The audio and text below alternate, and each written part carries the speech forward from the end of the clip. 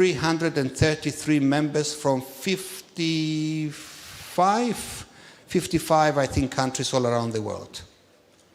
One of the biggest networks in terms of spread in the world for centers of excellence.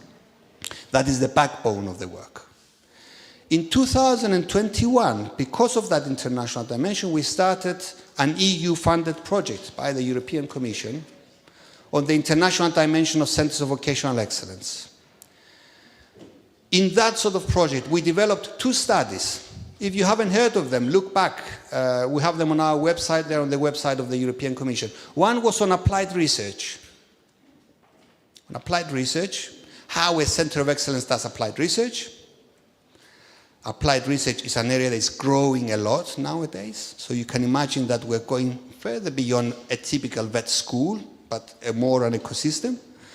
And the role of centers of excellence in twin transition. And we had examples from member states and outside the EU. At that moment, we started working on ISADCOV. ISADCOV is our self-assessment tool for centers of vocational excellence, which you will hear today the findings. So it goes back in 21. And we also looked into the possibility of having certificates, badges of excellence, to acknowledge the effort, the commitment, and the progress in vocational excellence. In 23, we extended that project with the European Commission, and we started implementing the ISADCOV. And you will hear in these 2 days the results of what centers of excellence noted down in doing the self-assessment tool. We have developed badges for excellence, and tomorrow there will be an award ceremony for the first pilot badges. And we have developed support services. Some of the faces, I recognize them from a few weeks ago when we met in Slovenia, in Nova Gorica, hosted there to have the winter camp. The winter camp is a product of the support services, where we spent 3.5 days, you will hear about that later on, discussing and learning from others how you progress, how you develop, how you grow. We have developed a cookbook. Where is it? Looks like a recipe. It's in the reception. First time I see it today in this final form. So, how does it taste? What recipe do you need to develop a center of vocational excellence? But not only what recipe in which context? Like you have a Cypriot cuisine, or an Italian cuisine, or a Spanish cuisine. Here you have different recipes. Yeah? We have developed knowledge packages. We have put together the knowledge that we have collected, we tested it, we discussed it, and we have developed knowledge packages for different areas. We still keep inventing on ISADCOV. We keep investing in the knowledge and its use for policy shaping all around the world. All this, you will hear about them today by colleagues. All of this, they have been tested and discussed with most of you in the room. We have developed a steering group where we have CEDEFOP, the sister agency is there, the European Commission, the 3 vet provider associations that they are with us today here, and I would like to mention them, FVET, EVPB, and EFTA. They use the knowledge they have from their members to test. They were critical friends. They often said to us, look, this might not work. This could work because the information, the knowledge we have is like that. They were the driving force behind the winter camp. Not only they have given us their critical view, but they were there with us to implement it on different occasions. We have cooperated with international organizations, with ILO, and we'll have a colleague on the panel tomorrow, with UNESCO, UNEVOC, with Humana in Africa, yeah, and many, many others. We have joined forces with member states. We have this discussion with Belgium and Annabelle, and we organized last year with them a conference in Africa for Africa. We are discussing with the German Federal Ministry of Education and Research. We are discussing with many other member states because it's efficiency, it's a savings in efficiency to make things together and join forces and create alliances.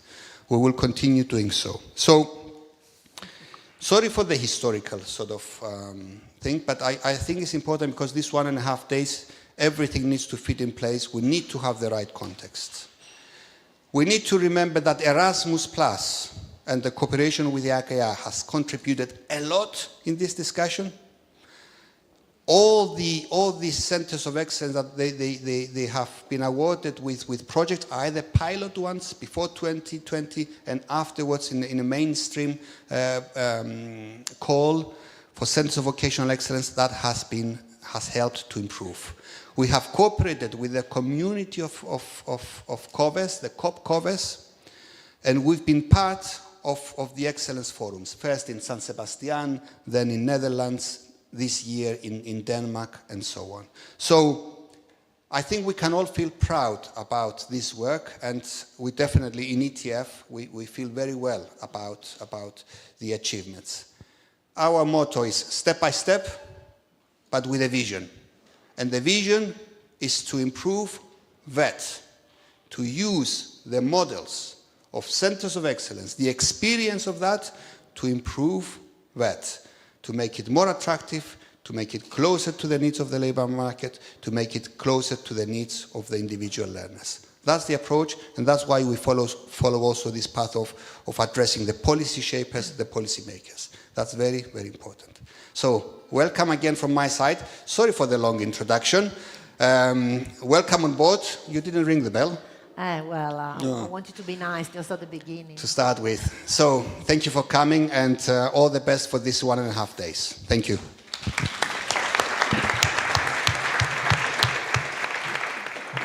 Thanks a lot, Yorgos, really for guiding us through, and it's impressive. Even myself, that actually I'm Simona from ETF, and actually I didn't know there was so much done in all these years. So can I call here Ms. Galina Russo, State Secretary responsible for Vocational Education and Training, Minister of Education and Research from Moldova. Galina, where would you like to be placed? To be sitting here, stand up, you go there? Voila. Okay. Yeah. Is it working? Yes, it is. Yeah. Yes, it is, absolutely. Thank you so much.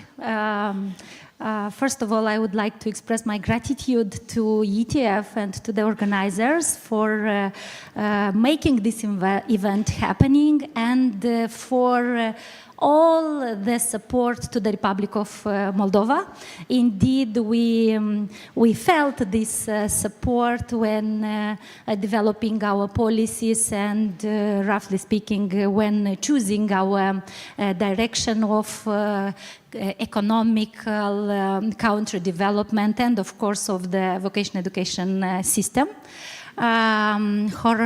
Honorary audience, it's a great pleasure to greet you at the beginning of this event and to share our modest experience of strengthening the centers of excellence in the Republic of Moldova. I don't know if we have slides, but I do not need them. It's okay for me. Yes, we began establishing the centers of excellence in our country in 2015. We aimed to cover all economic sectors by each center of excellence, and nowadays, you were mentioning 13, so nowadays with the new open in the December of last year, a new center of excellence, we have 14 centers of excellence covering the majority of economic sectors in our country. We are proud and happy to have 8 of them as a part of the ETF network of excellence, ENE. And to understand that after this, with this participation, our centers become more active. Oh, it's okay. Yes, I just included the list in order to see the areas that they cover. And after this networking, we can state that our centers of excellence became more active and more involved in the development of vocation education and training system of our country. Next slide, please. See? Just, yeah. We put so much, let me say, pressure on our centers of excellence, and we aim them to be indeed poles of innovation and technology transfer. And we are aiming here the idea of seeing them as bridges between the economic sectors and colleges that we have in our country, and a very important element between the secondary vocational schools that are not as capacitated as colleges or centers of excellence. It is extremely important, it's crucial to have them in the situation when at the national level we see the involvement of the private sector in the development of skills are relatively weak. Is the situation in Moldova when the continuous training was more common for higher education than for vocational education and training, and when the private sector, of course, is more motivating people than the educational system. So the role, the crucial role of the Centers of Excellence is clear. We want to see and are developing our policies in order to have Centers of Excellence as platforms of developing the qualification standards, didactic, curricular and methodological materials.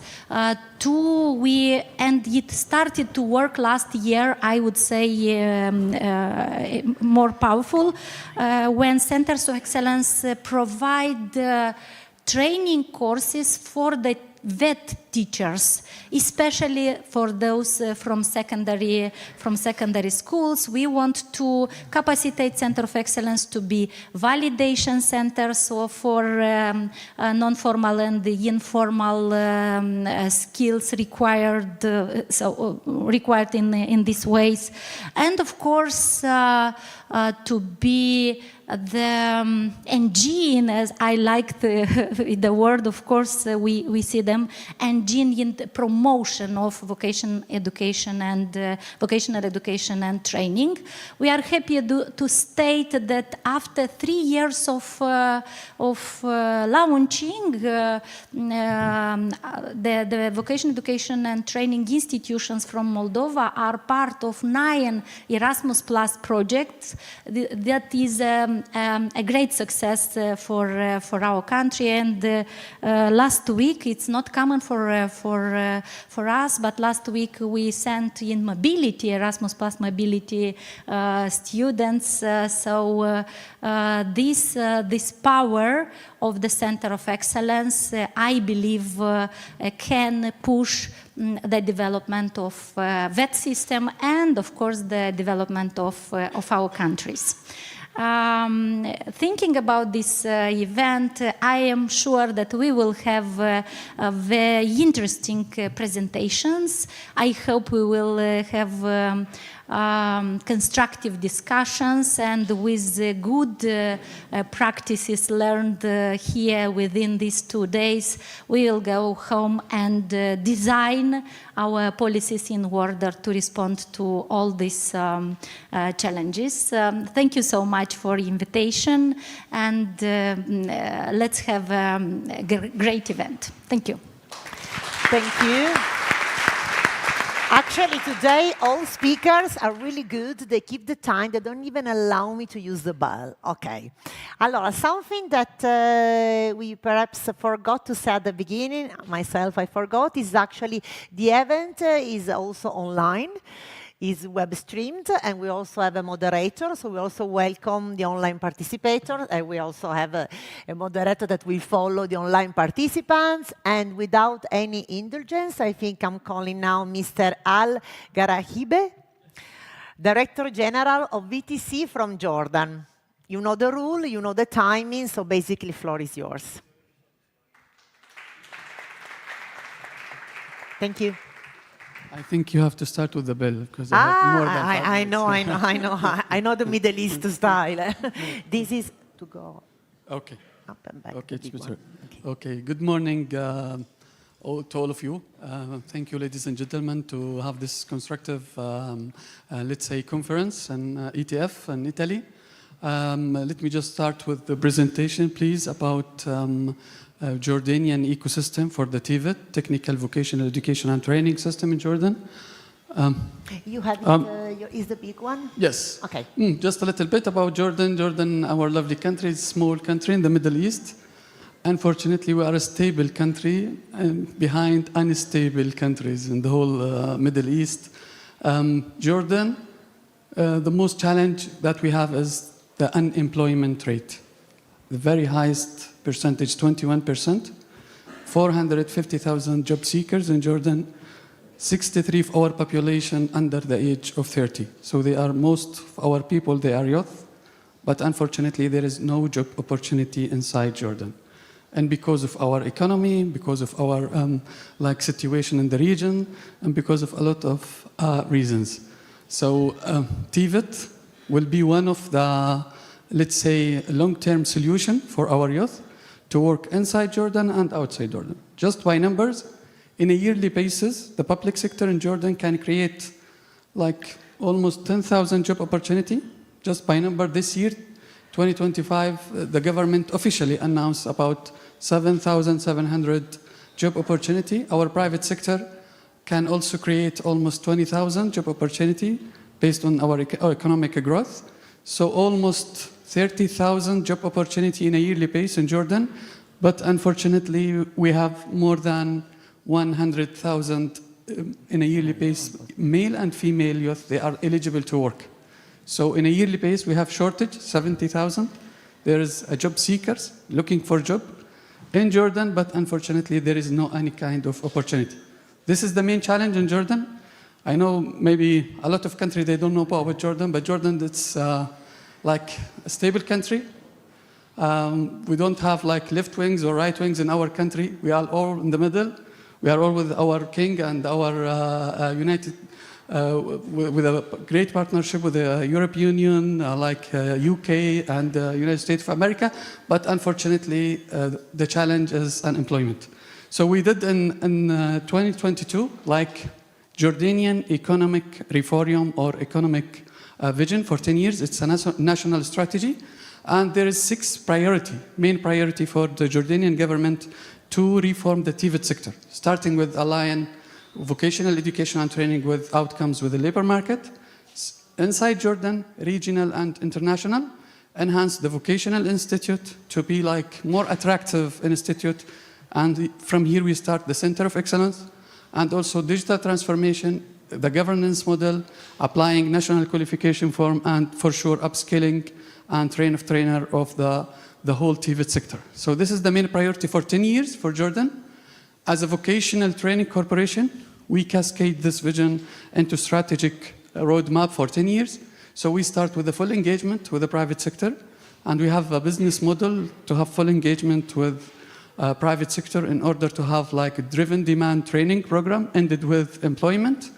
And also one of the main pillar was building center of excellence, because like in a yearly base, we can graduate almost 10,000 comprehensive students in more than 128 professions in TVET sector, but still we need to have a graduate working outside Jordan. So we said from now until 10 years, we need to have like almost 15 center of excellence and different profession to be Jordan as a reference or a skilled hub for Europe Union, for United States of America, for New Zealand, for Canada, for receiving country that they can have unskilled labor from Jordan.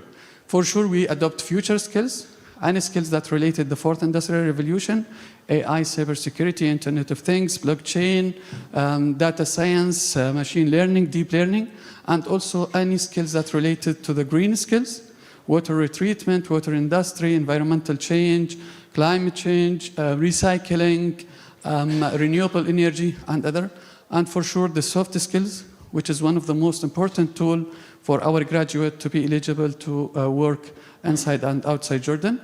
TOT, enhance the quality of delivery, like train our trainer and upskilling for their skills, and doing a digital transformation for our organization because we are distributed in the whole Kingdom of Jordan with 30 branches, and we are the first organization in Jordan to have paperless strategy by end of 2025 this year.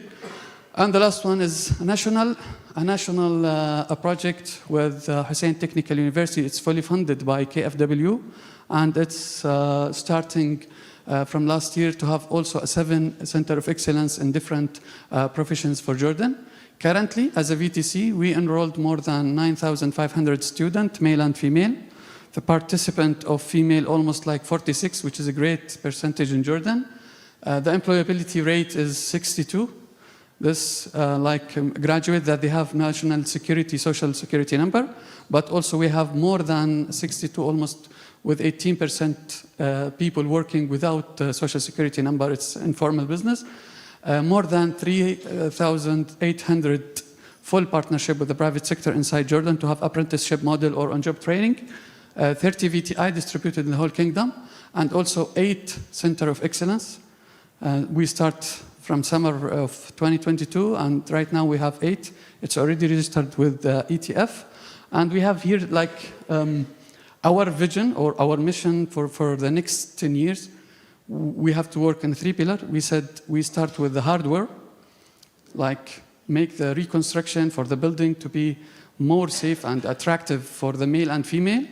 Then software, developing all our curriculum based on the international standard, being revised and reviewed periodically and up to the labor market need. And the last pillar will be like hardware to reach out for all our parents and students, enforce the change by like more marketing about the success story for the people who are graduated from our VTI. We have more than 128 vocational training program, 76 revised with the private sector, 23 it's totally new. I know you are looking for your, so just for the next 3 years, we do change the value proposition for our organization. Like training ended by employment, it's a driven demand. We are part of World Bank program for 2 projects or tour program, Global Skills Partnership, like to send our skilled people to work outside Jordan. And we start last year with Germany, PAM project partnership for immigration. And currently more than 72 of our graduate students, they are working in Germany labor market. And also we start another program called a cross-border online job, because we have very well educated female and male in Jordan with like engineering degrees, like computer engineering, especially in ICT sector. And these graduates, they can work distance from Jordan. So we start this partnership with World Bank to work as a distance work.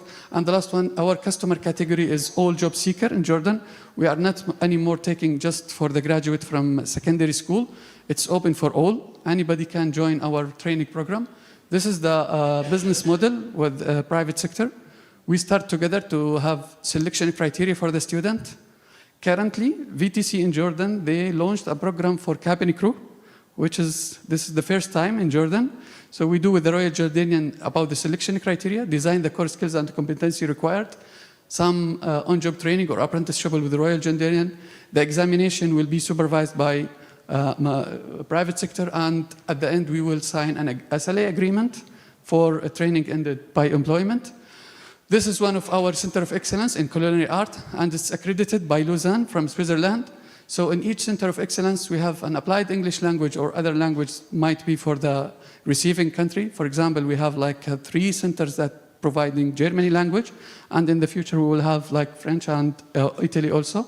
Digital skills, health and safety, soft skills, vocational entrepreneur, and technical skills, they are mandatory for the student. And such an example for food production, food services, housekeeping, front office, pastries, bakery, and barista, which is one of the most vocational training program required for the labor market.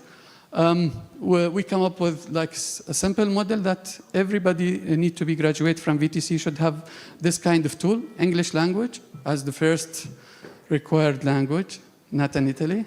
Digital skills, soft skills, AI tools in their professions. What the AI tools, because we are in the age of AI, and technical skills for sure, and non-cognitive skills that related to creativity, problem solving, critical thinking, in order to ensure that our graduates, they will sustain for the future. This is our, let's say, roadmap for the future to export our skilled labor to Gulf region as a regional area, UK and European Union, United States of America, and Canada, Australia, and New Zealand. And we work with the embassies in Jordan, with all stakeholders to define what kind of vocational training they have shortage in their country, and we will provide them with accredited examination for their language and also technical skills within the time. Thank you so much. Bravo! Within the time. Still French.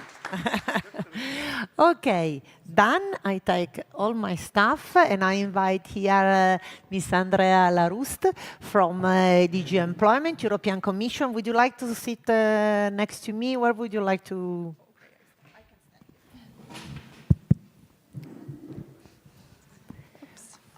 So, thank you very much for the invitation to be here with you in beautiful Torino.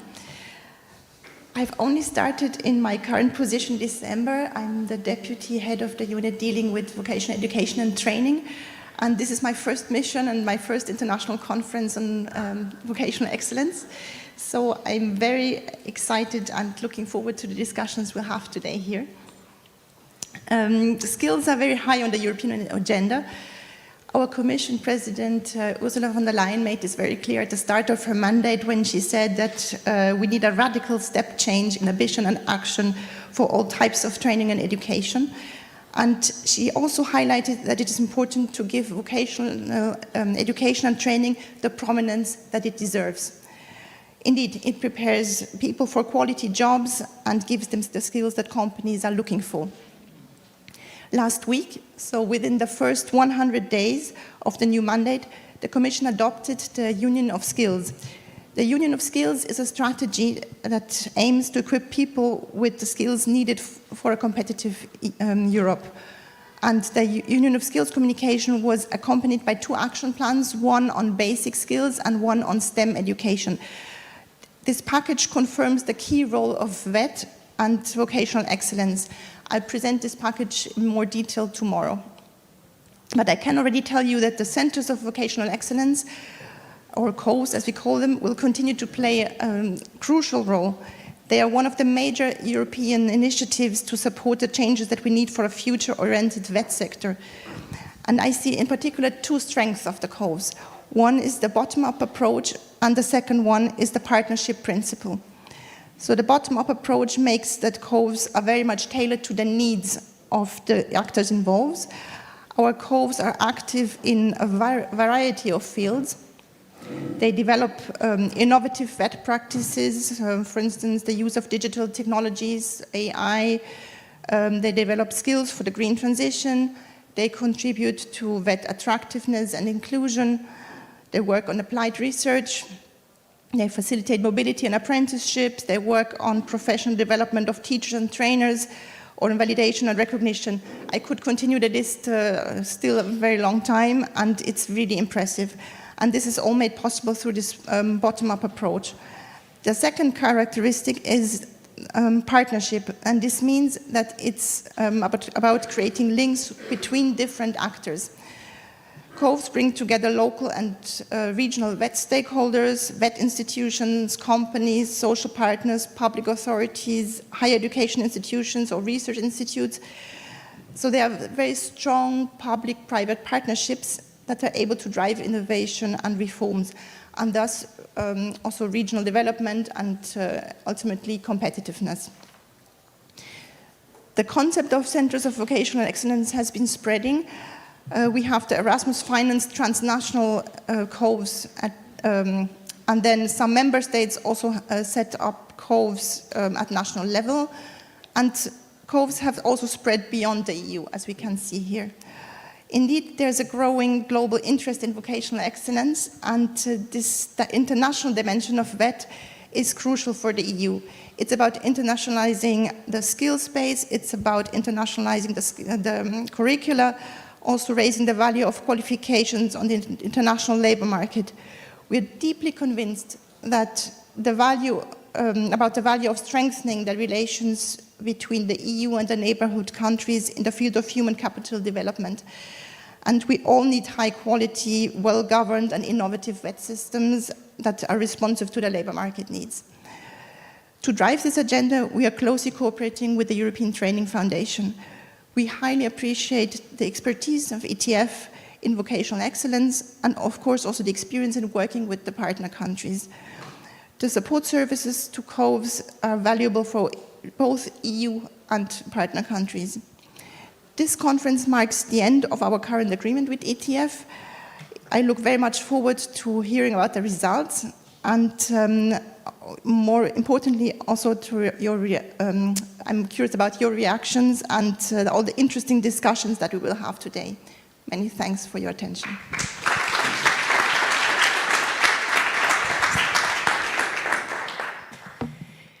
Thank you so much, Andrea. So we hope, and actually I hope you enjoyed. We have a little issue with the slides, I'm sorry, but it's done in purpose, and it's just to keep you awake.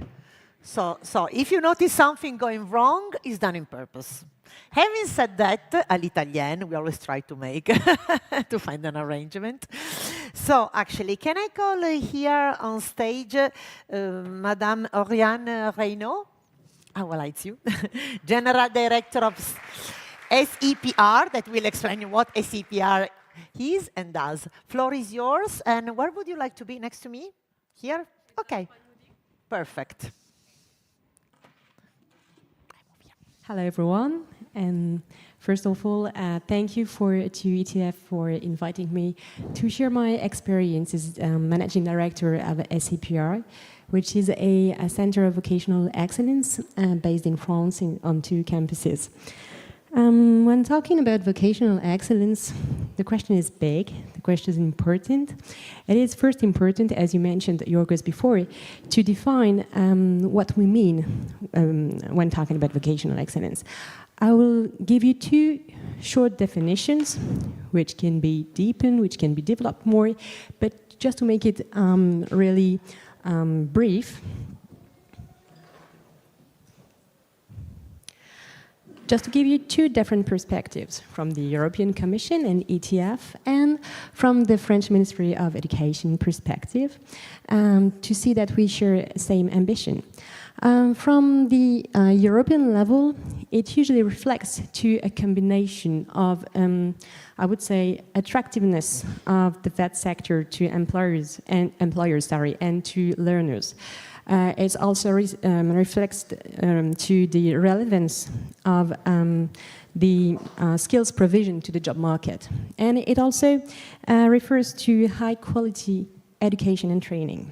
From the French Ministry of Education perspective, it is usually embodied within campuses of qualifications, which we call a campus des métiers et qualifications in France. And those campuses bring together higher education institutions and VET providers to work closely to address local economic and social challenges. And in the sense that little by little we develop local domain of expertise, which at national level allow us to be stronger, more unified. This being said, I recognize many elements, many information which were mentioned by our previous speakers this morning. I see that we share the same ambitions when talking about those 2 definitions.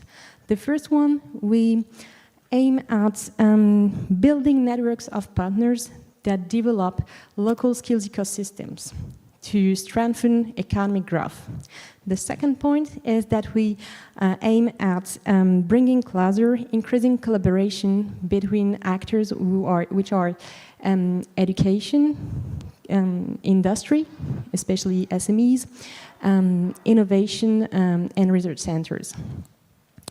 And we all aim at providing a forward-looking vet, able to address green and digital transitions. Last but not least, that through education would enhance economic development at national level. So it's a fruitful cooperation between social and economic development. And so we fully, at ACPR, share this vision of a combined approach between education and social and economic issues. I would say that in the middle of the 19th century, it was quite innovative to develop such approach. And this approach is still reflected by our governance today, since our board is composed of non-profit organizations, trade unions, companies, and also public bodies. ACPR offers more than 20 professional different fields, ranging from EQF level 2 to 6 in initial and continuous education. And our cooperation with companies is at the core of the model.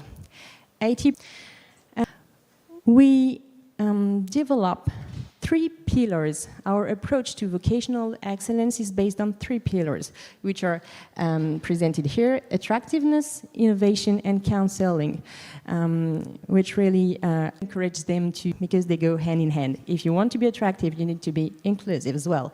And you need to consider the well-being of your learners and your staff at a global level. To make that inclusive, we offer tailored support and services to the most disadvantaged learners of ACPR through different elements like innovative tools like telepresence robots for learners who cannot attend classes for medical reasons, through scholarships, through psychological support, through many different elements like food and sanitary distribution, free food sanitary distribution. And the second point, which is really important to us, is innovation. Innovation, the sense we believe we make it happen, is through the COVE project that we develop at European and international level. ACPR has been the first French vet center awarded to lead a COVE, which is called Mosaic, and which is dedicated to the upskilling of the craft, of the arts and craft sector, in order to face digital and green transitions at global level. It is supported by the European Commission, up to 4 million euros, and we work alongside with a consortium of 15 partners from 7 countries. We are also an active contributor to another COVE project called AutoCOVE, dedicated to the greening of the automotive industry, which is led by our Finnish partner, Omnia. These innovation projects, these COVE projects are really important to us because too often the existing curricula in the vet sector and the training of the vet sector do not keep up with emerging technologies. There is an urgent need to reform our educational and training pathways in the vet sector. And in this project, we collaborate hand in hand with companies, with other large institutions like AVET, WorldSkills, with other research innovation centers. We really work together to identify skills gap, to also build the, I would say, the skills of the future. We work hand in hand, and this is why this is so impressive. We also aim at breaking down barriers between universities, which too often still work in silo. For example, in Mosaic, we actively work with businesses, with French ministries, but also with huge networks, like European networks. And we strongly believe that this diversity is an incredible opportunity for forward-looking vets. Also, the great value of this project, of this COVE project, is that they, I would say, they foster a culture of innovation, a change of mindset, which are essential. Our third pillar is counseling to foreign organizations through capacity building projects and consulting activities. SCPR really aims at contributing to the relevance, the responsiveness, and the accessibility of the VET model at international level. We started this kind of activities of counseling 25 years ago in Armenia, when the two republics of France and Armenia signed up an agreement of cooperation. SCPR co-founded the French-Armenian Vocational Center called CEPFA in 2001, and since its creation, CEPFA has been training in initial and continuous education about 3,000 learners, and every year about 300 learners. SCPR and CEPFA work hand in hand today with local, national, and international authorities to improve the quality of the VET sector in Armenia. And we benefit from the support of the French Ministry of Foreign Affairs, the French Agency for Development, the Armenian Ministries of Labor and Education, the UNDP, for instance. And for almost 25 years, SCPR has been sending financial and pedagogical support to CEPFA in order to help set up and monitor the training programs. In 2023, SCPR, CEPFA, and the Armenian Ministry of Education signed up an agreement to expand their model at national level, reaching remote and rural areas. And today, CEPFA is recognized as a reference at national and international level as the center of excellence in Armenia. We are very proud that CEPFA became, in 2022, a member of the ETF Network of Excellence, ENE, and also a new and the only Armenian member of VET. And I would like to greet the presence of Elena Martirosyan, Head of Pedagogy of the CEPFA, who is here with us today. So thanks to the support of the European Commission, we've developed other capacity building projects, either being leader or contributor in Albania, in Cameroon, in Burkina Faso, in Benin. We've also developed for a couple of years now a consulting activity for clients in China, in the Ivory Coast, and today new opportunities are rising up in Kazakhstan and also in Asia, globally speaking.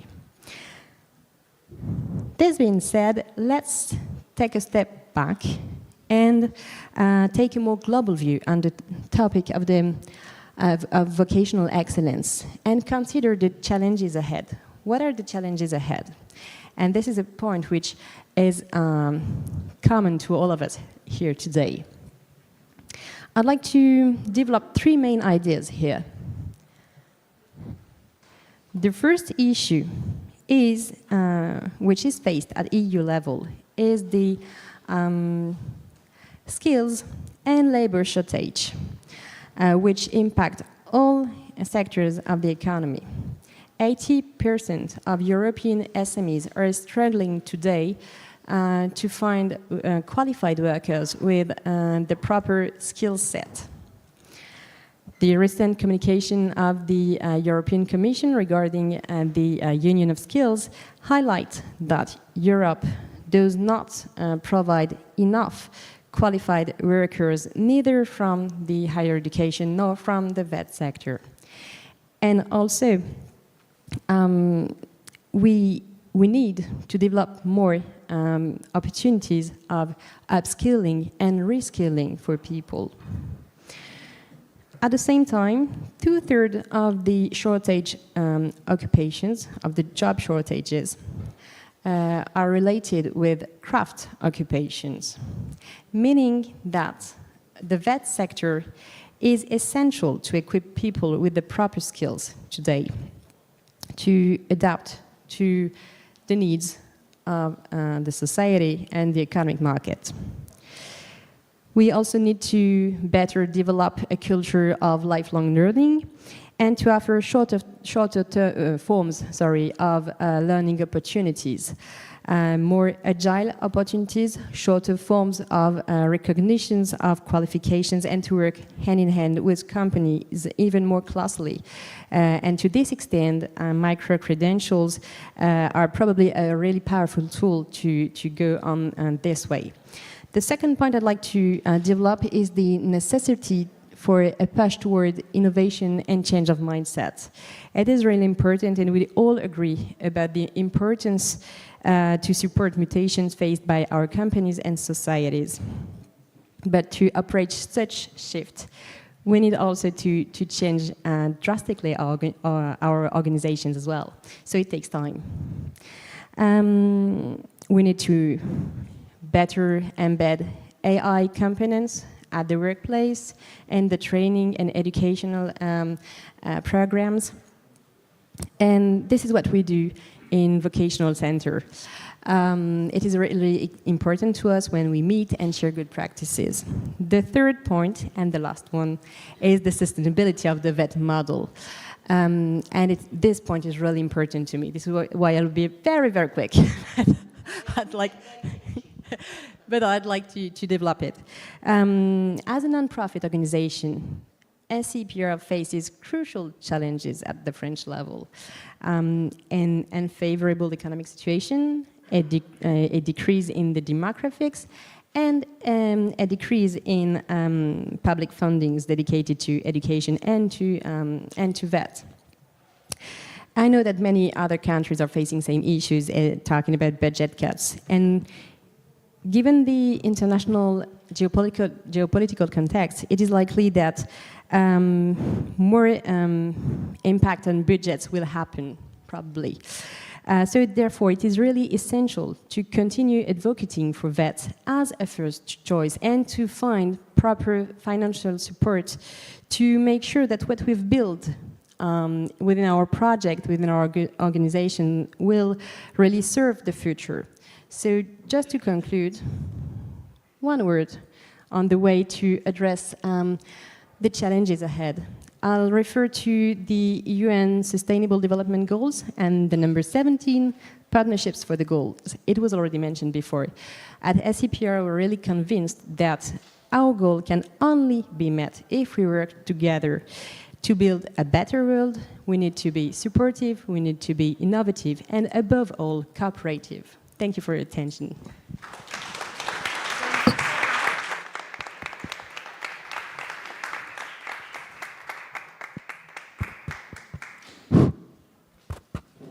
They want to shut me down, but okay, I'm back.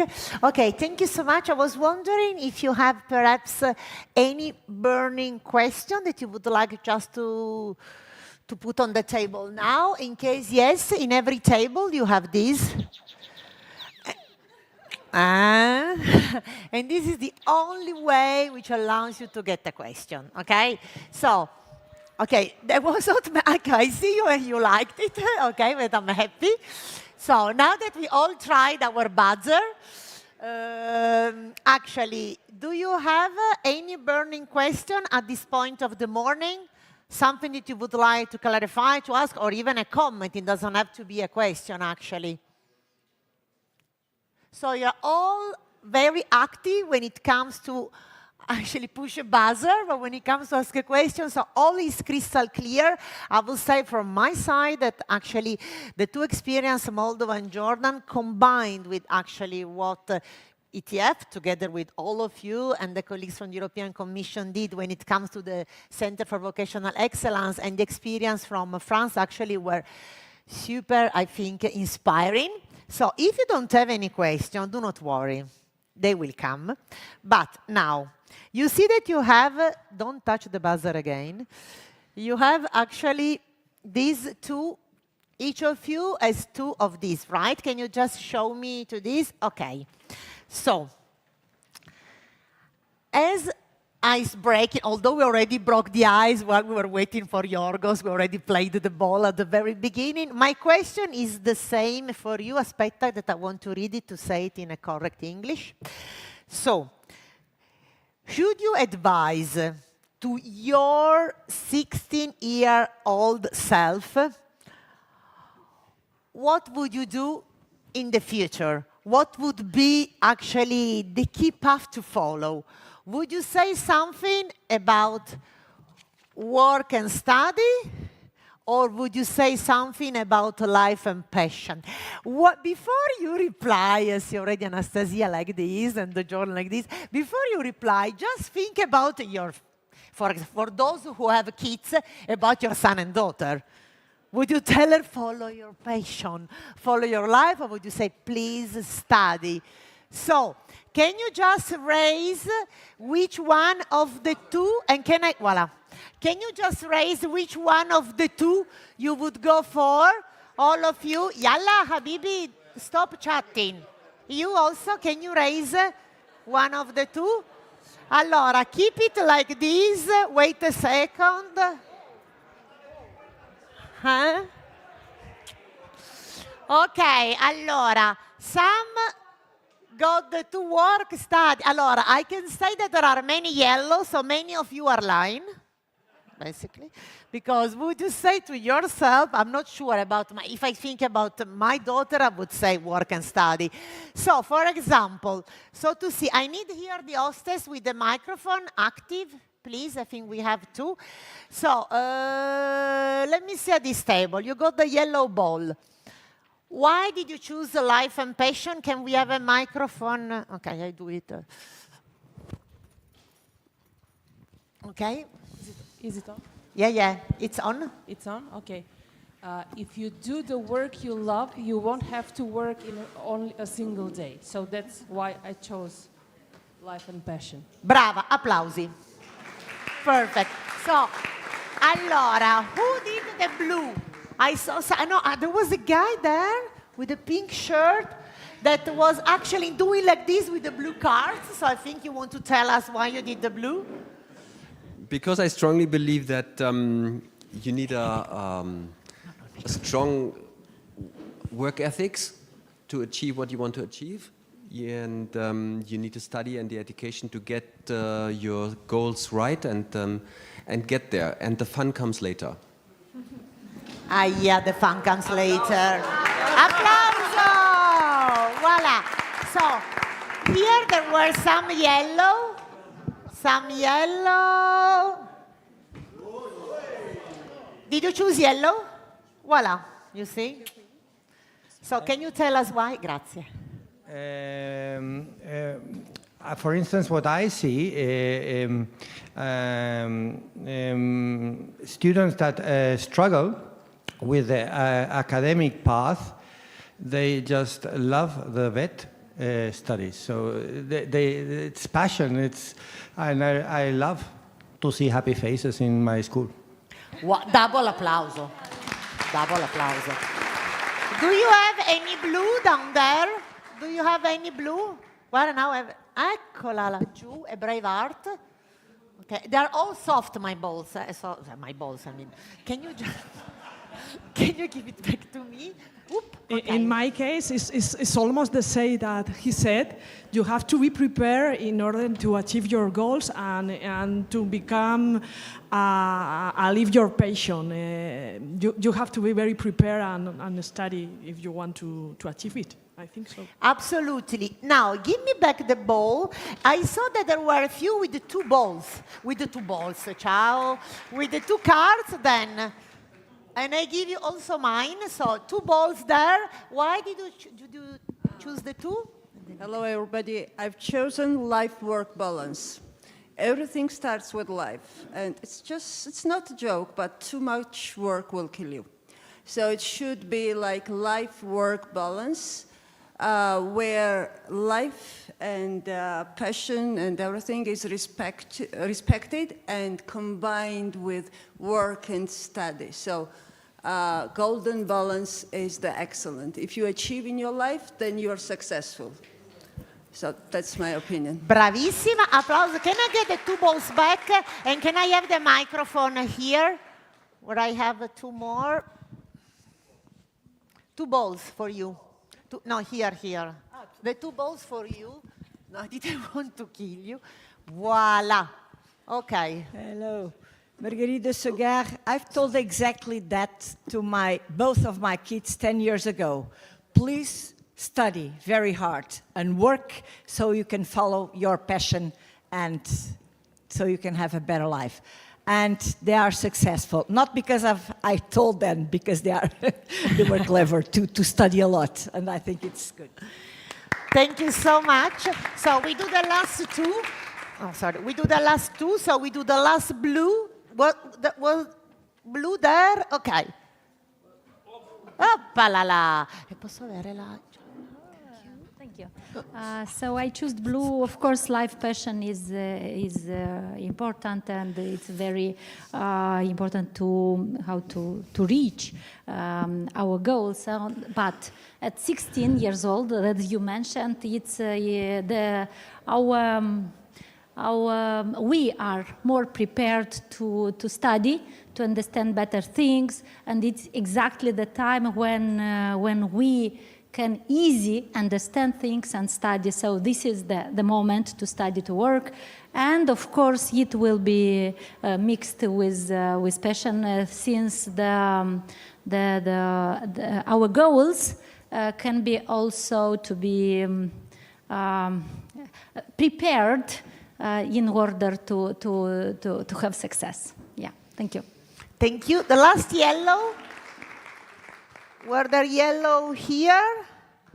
Anastasia, she's keeping the yellow and then she's trying to hide in it.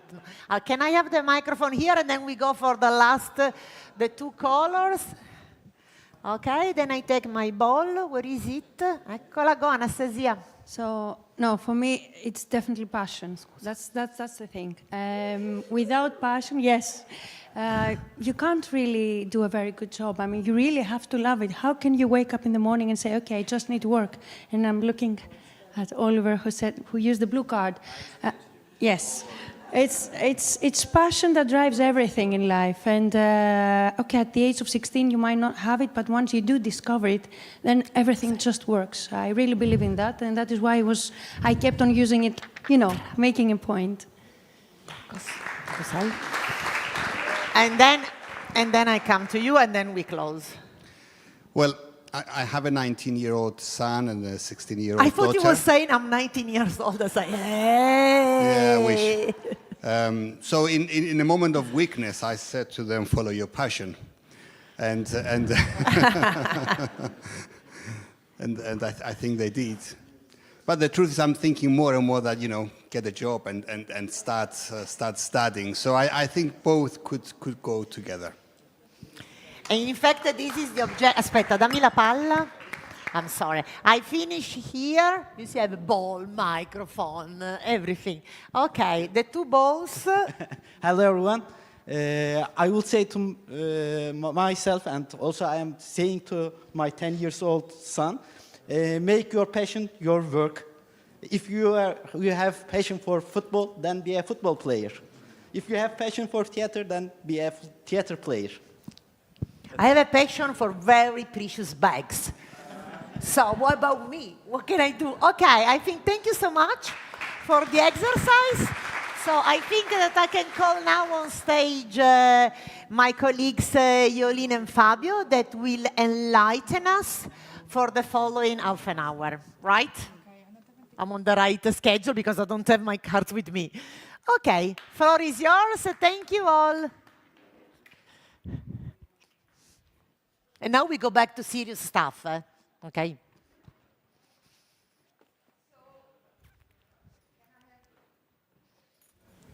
Yeah, thank you. We had a nice taste of vocational excellence already this morning, and I think we also discussed now about work, study, and passion. I think many of us sitting here in this room have a passion to work on vocational excellence, so today we make our passion our work.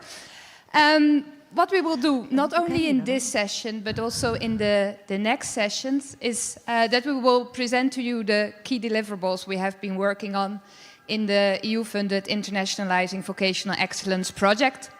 And Jorgos already touched upon many of them. You will see, if you look at the agenda, you will see that during this session we will only have time for 3 of them, because we worked on many things, and so during the rest of the day we will also touch upon the cookbook on vocational excellence, the winter camp and IJsselkoof. But in this session we will focus on the first 3. And with that, I also have immediately a question to my colleague Fabio, because we have all these support services, but where can we find them?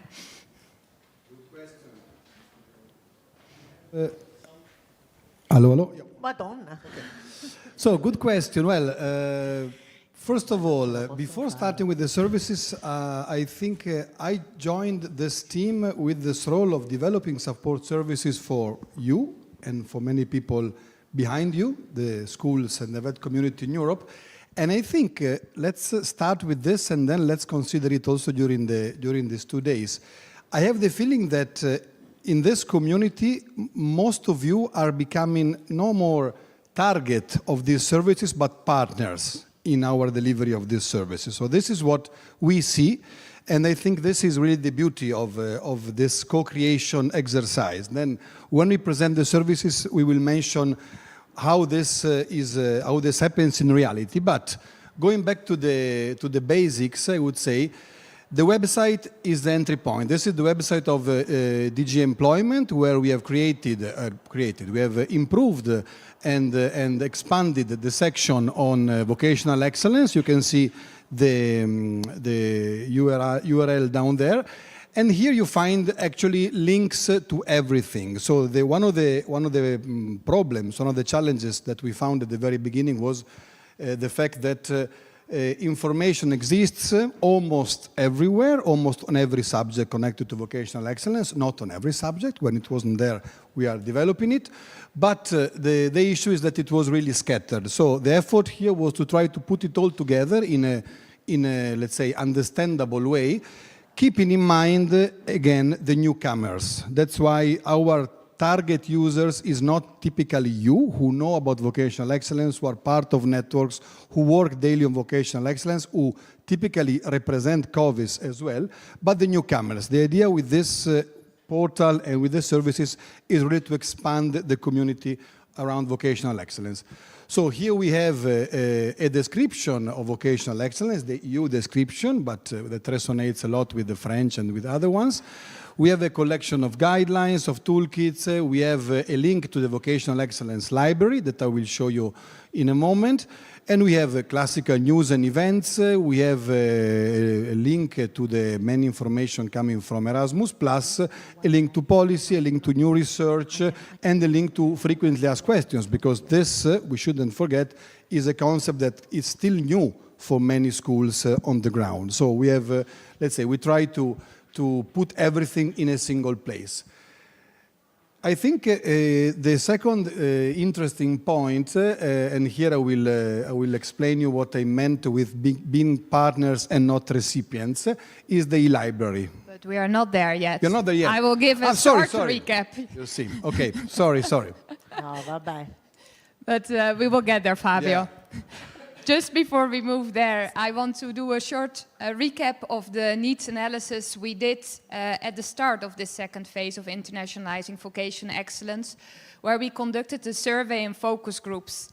And some of you were here in the same room as well 1.5 years ago, where I presented the full results. But now, just as a brief recap, we asked the respondents of the survey to indicate whether there would be priority areas based on the criteria of IJsselkoof, where they would like to see further resources developed. And this was the top 5. And like, for example, GF refers to governance and funding. So we see 2 about governance and funding, 1 on teaching and learning, and 2 on partnership and coordination. Here we have all the different respondents. We also looked at what only VET providers would look for, and we had 77 in the sample. And here you see that teaching and learning 1, skill provision is relevant, and responses to the labor market and societal needs is the number 1. Also, partnership and coordination, collaborate sustainably and effectively with enterprises scores higher. But you see that in the priority areas, there's quite a lot on working in partnerships, building skills ecosystems, which has been mentioned this morning already by the different presenters. Just keep this in mind, because what we also asked the respondents to the survey is to indicate where they would have resources to share. And the interesting thing here was that for many, the green ones are the priority areas from before, that for many of these criteria, many of you also said that there are resources to share. So what did we decide to do? Exactly. So we ran another mapping, but not a mapping of needs, but a mapping of what is existing in terms of resources. So imagine toolkits, recommendations, reports, and so on. In terms of networks, so associations and ways to get together and to work together. In terms of funding schemes, because we know Erasmus Plus is important, but it's not the only possibility for COVES to start and to work, and in terms of event and major gatherings. So we came out with a collection for the moment of more than, 382 resources, considering all of these things.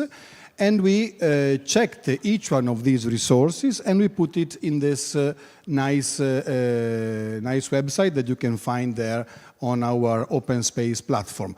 The interesting thing here is that this work was not done by ourselves alone. We did it with some experts that started the first thing, but then we came back, we went back to a number of the owners of these resources. Some of these resources come from Erasmus Plus COVES project, so we talked to them. And actually, in order to understand not only how they would like to be presented, they would like their resources to be presented, but also to start moving towards that bottom left finger. Because the idea is that this should not just be a static place where people go look for things. I'm interested in that specific area and from that specific country, in that specific language, from that year, or maybe I can search for something very specific with the keyword. No, we would like this to become a place where you contribute. So we would like this to become the place that collects new things and also old things that we might have missed, things that exist that we might have missed, that have in common not only the specific focus on vocational excellence, but that have in common the idea of working towards vocational excellence. So this is, you will receive with the follow-up of this conference some detailed instructions on how to do that. You can already contribute to this, but the idea is really to discuss with some of you, with all of you ideally, how to make sure that this becomes a place where you feed with your results connected to vocational excellence, and that becomes a place that collects more things than what is already there. We could give ourselves, I think, a target, maybe 500 resources by the end of the year or something like that, to see if we can make it, again, together. I mean, we don't count on you just as readers of these, but as really partners in crime, I would say, on this. Yes, but you also see that we have already many resources. You can search them using the ESAT-COVE criteria or using a resource type or an excellent theme. But what we saw as well, still from the needs analysis, is that there's really this need to learn more or to better understand how to work in partnerships, how to find partners, how to build a skills ecosystem or to contribute to existing skills ecosystems. So based on this, we decided to develop knowledge packages where we would focus specifically on these areas. And to introduce the knowledge packages, if I press this one. You click a second time. Okay.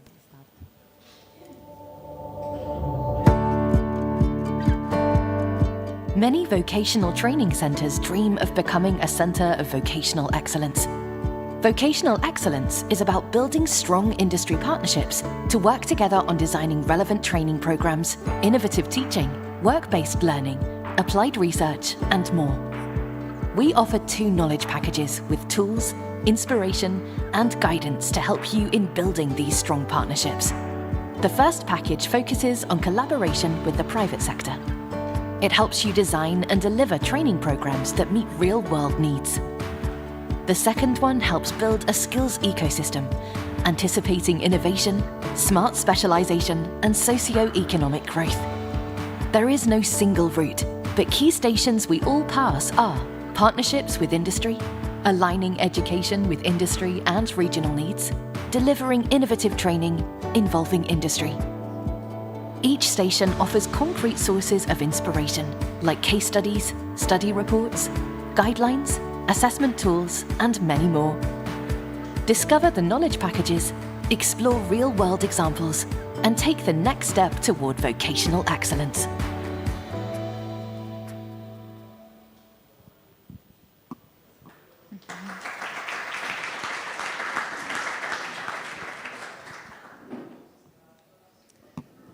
So these 2 knowledge packages will become available through the website Fabio shared before. You see here a screenshot. They are much longer, but I will briefly explain where they focus on again and how we develop them. So we have one really focusing on strengthening private sector partnership for impactful training that meet labor market and societal demands. And the other one focusing on building skills ecosystems for innovation, smart specialization, and socio-economic development. And for each of these 2 knowledge packages, so there are 2, you will find 3 stations. And for each of these stations, there are tips on what you could do or what you could think of if you would like to work on these stations. We have highlighted some relevant resources from the e-library, which you could use as a source of inspiration. And for each of the 2 knowledge packages, we have developed 2 case studies based on good practices. And for each of the knowledge packages, you will find 1 practice from an EU member state and 1 practice from an ETF partner country. And today I have 2 of these practices. We have 2 of these practices here in this room. And therefore, I would like to join me here on stage, Shorok Sedan. She is the CEO and Managing Director of Tahil, Center of Excellence in Egypt, and Marievi Grezzi, the Project Coordinator and Team Leader of the International or the European Department of ACME, located in Greece.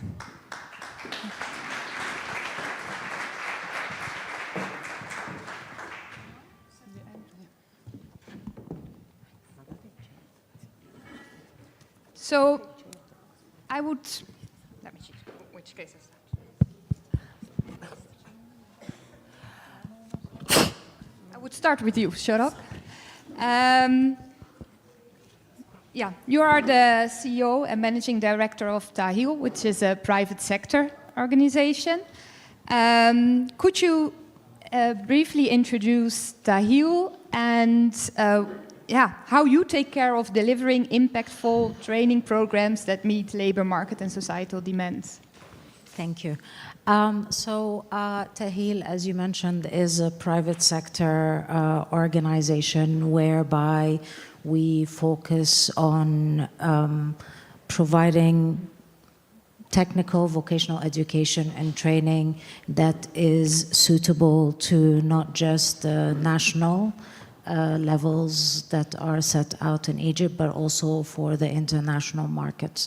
So we do a lot of investments with regards to the kind of qualifications that we are looking to bring forward and to implement in Egypt through different partnerships that we have with different organizations such as Omnia in Finland and other entities across Germany and other EU countries. And with these qualifications, we begin to develop vocational education and training programs that are then rolled out in vocational or TVET, different TVET institutions, be it technical education institutions or vocational training centers, or even at a higher level of vocational universities for higher education.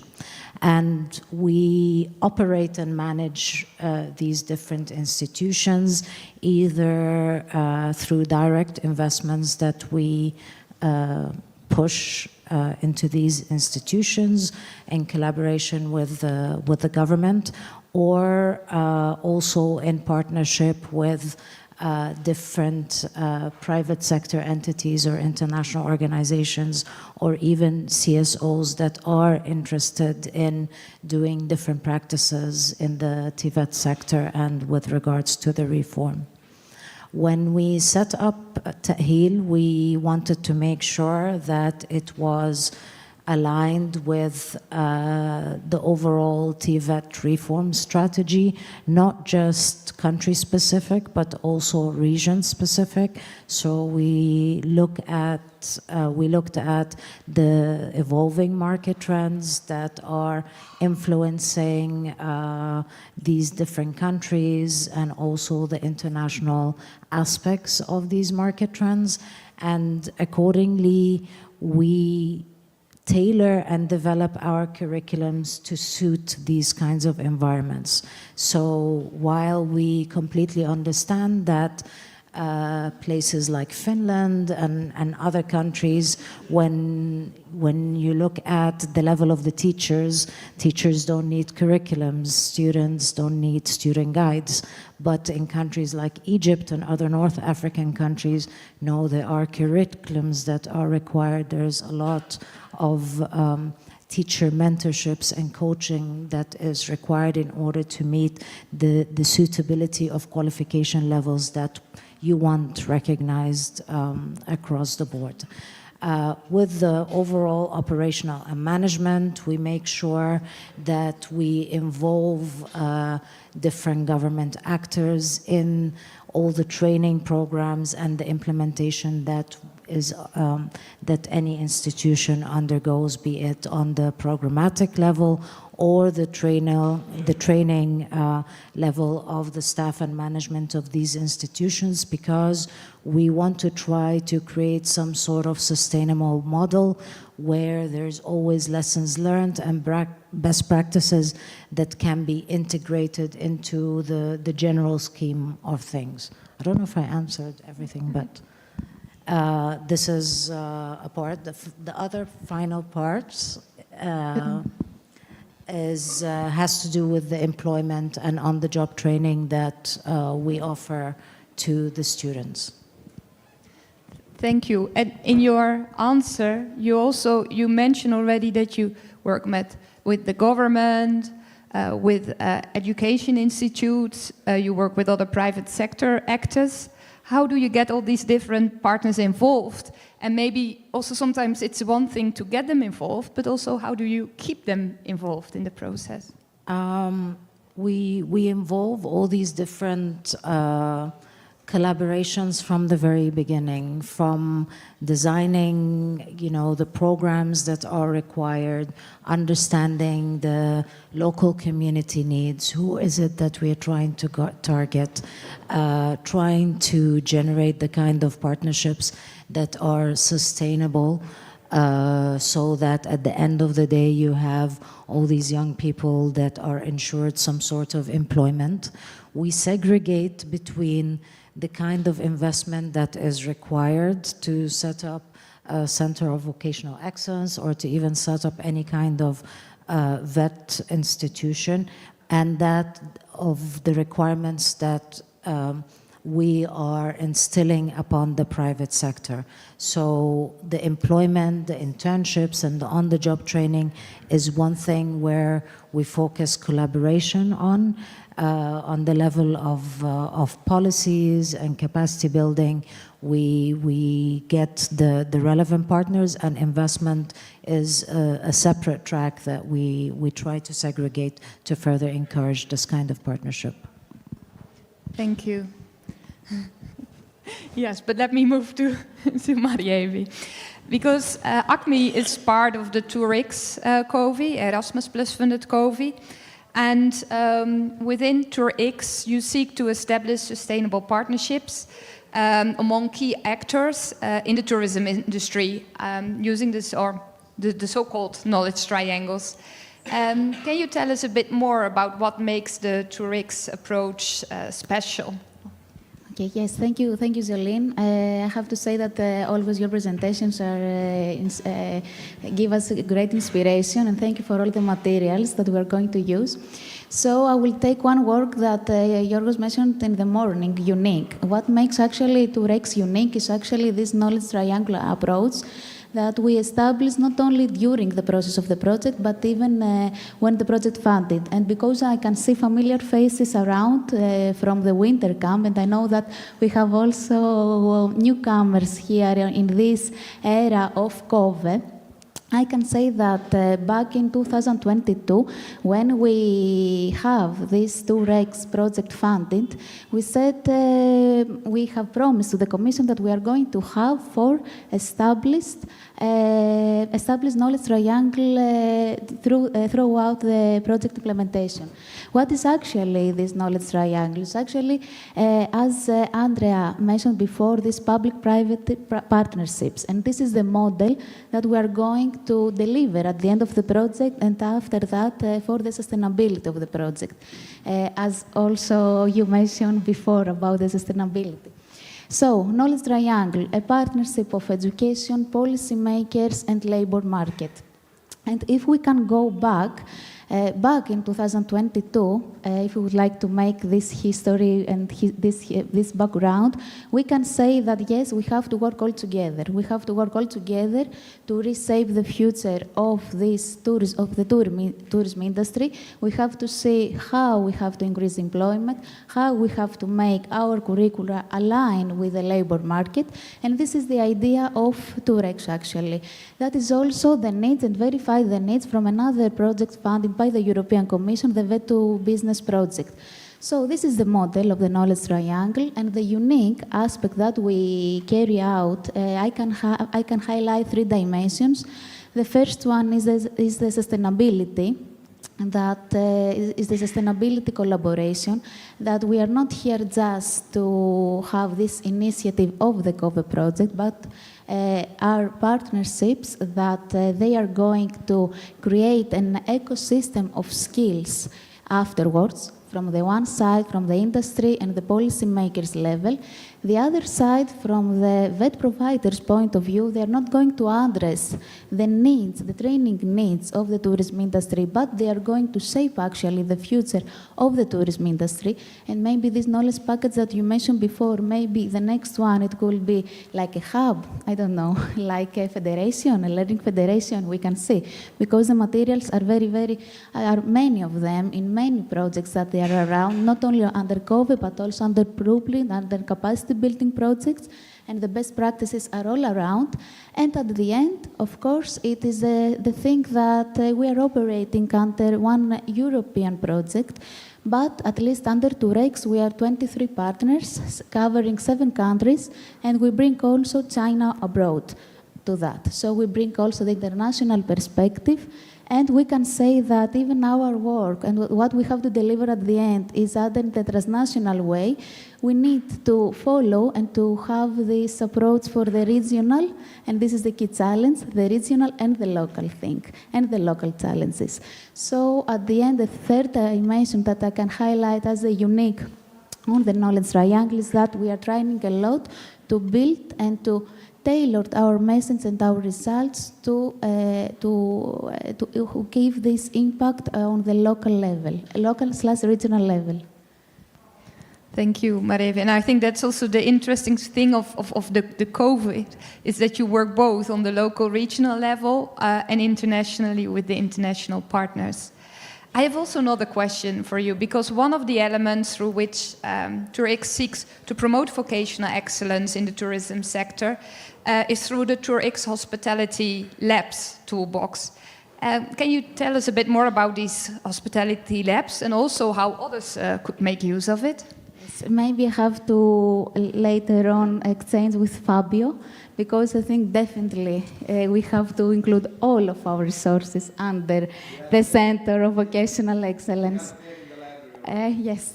Okay, some of them. Okay, because we have also other under development. So nice. This toolbox. Okay, actually the toolbox, practically speaking, is going to include all the resources of Turex. What is actually the hospitality labs? Because many of them raise these questions about, okay, what is the hospitality lab?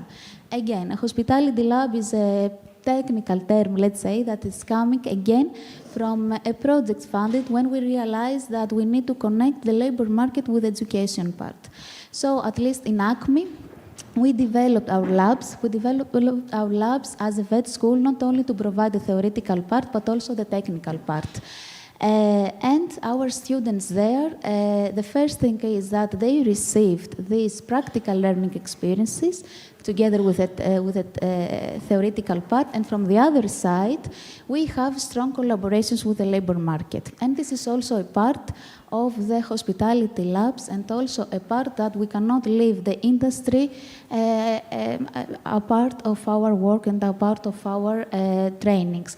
So combining with the work-based learning, internship, and probably even study visits or even info days, we are trying to give these technical aspects on this whole concept of the hospitality labs, and we can say at least that in ACME and using our model, we can proudly mention that we have 95% of employment rates, and even before our students graduate, we can even have an internship or even have a full job offer. So giving this model and this best practice, and we bring this to Turex, and not only under the EQF level of 5 and 6, but also transfer to the next level of 6 to 7 for more advanced employees and vet trainees and teachers and people and students under the vet sector. And the last part is also that we are using this international dimension, using IZCOVE in order to assess and enhance our trainings. And it's also a part of Turex, this IZCOVE criteria that we're going to adapt and to check the indicators in order to apply in the tourism industry. And at the end, we are going to have, using the self-assessment of the tourism company about the level of awareness for the digital green and intercultural skills, connect them with the training that we are going to develop in the next months, and make everything available in the resources, and also under the Pact for Skills in the tourism industry, that EVBB is also the co-coordinators there. And I have to mention a big thanks to also to Antonio Generali from EVBB. Because we are doing a very, very great job there. We have the Pact for Skills in the tourism industry. We have in total under the Pact for Skills 14 ecosystems, but mainly under the Pact for Skills in the tourism industry. We have tried a lot to bring not only the national perspective, but to follow our model and our approach from the knowledge triangle in the regional dimension to be followed by the European Commission and under this flagship initiative, and to connect not only the Turex project, but all the other projects, and also because we are here in the internationalization vocational excellence, to bring also capacity building in the sub-Saharan Africa. And we can say that we have already one best practice there, that after one study visit in Athens, our colleagues from Kipondeni College in Sub-Saharan Africa, they went back and they prepared a full lab of practical training experience for their students with their own resources and funds. And I think that at the end of this 2 days event, it's very, very good to be highlighted. Thank you, and sorry if I was... Okay.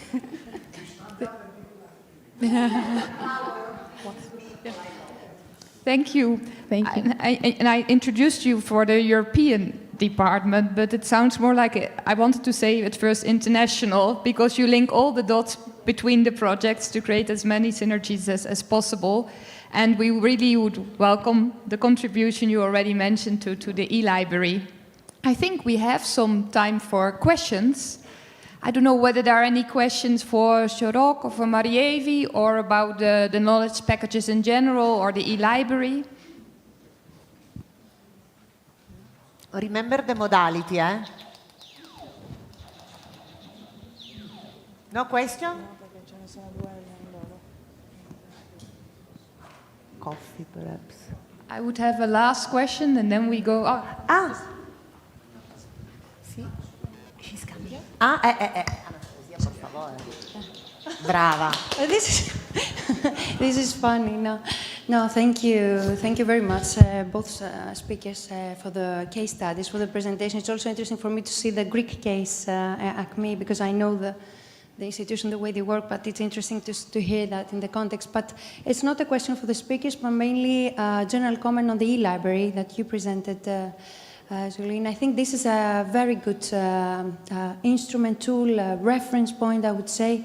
And I'm really pleased to hear that you try to create, let's say, a knowledge hub also in an online setting where you're really inviting different, let's say, people to come in and interact and dynamically, let's say, engage with the tool. So I was wondering whether, and we were discussing that with Yorgos from CEDEFOP side, because we do a lot of research on the topic on vocational excellence and inclusion. We will be presenting it later today.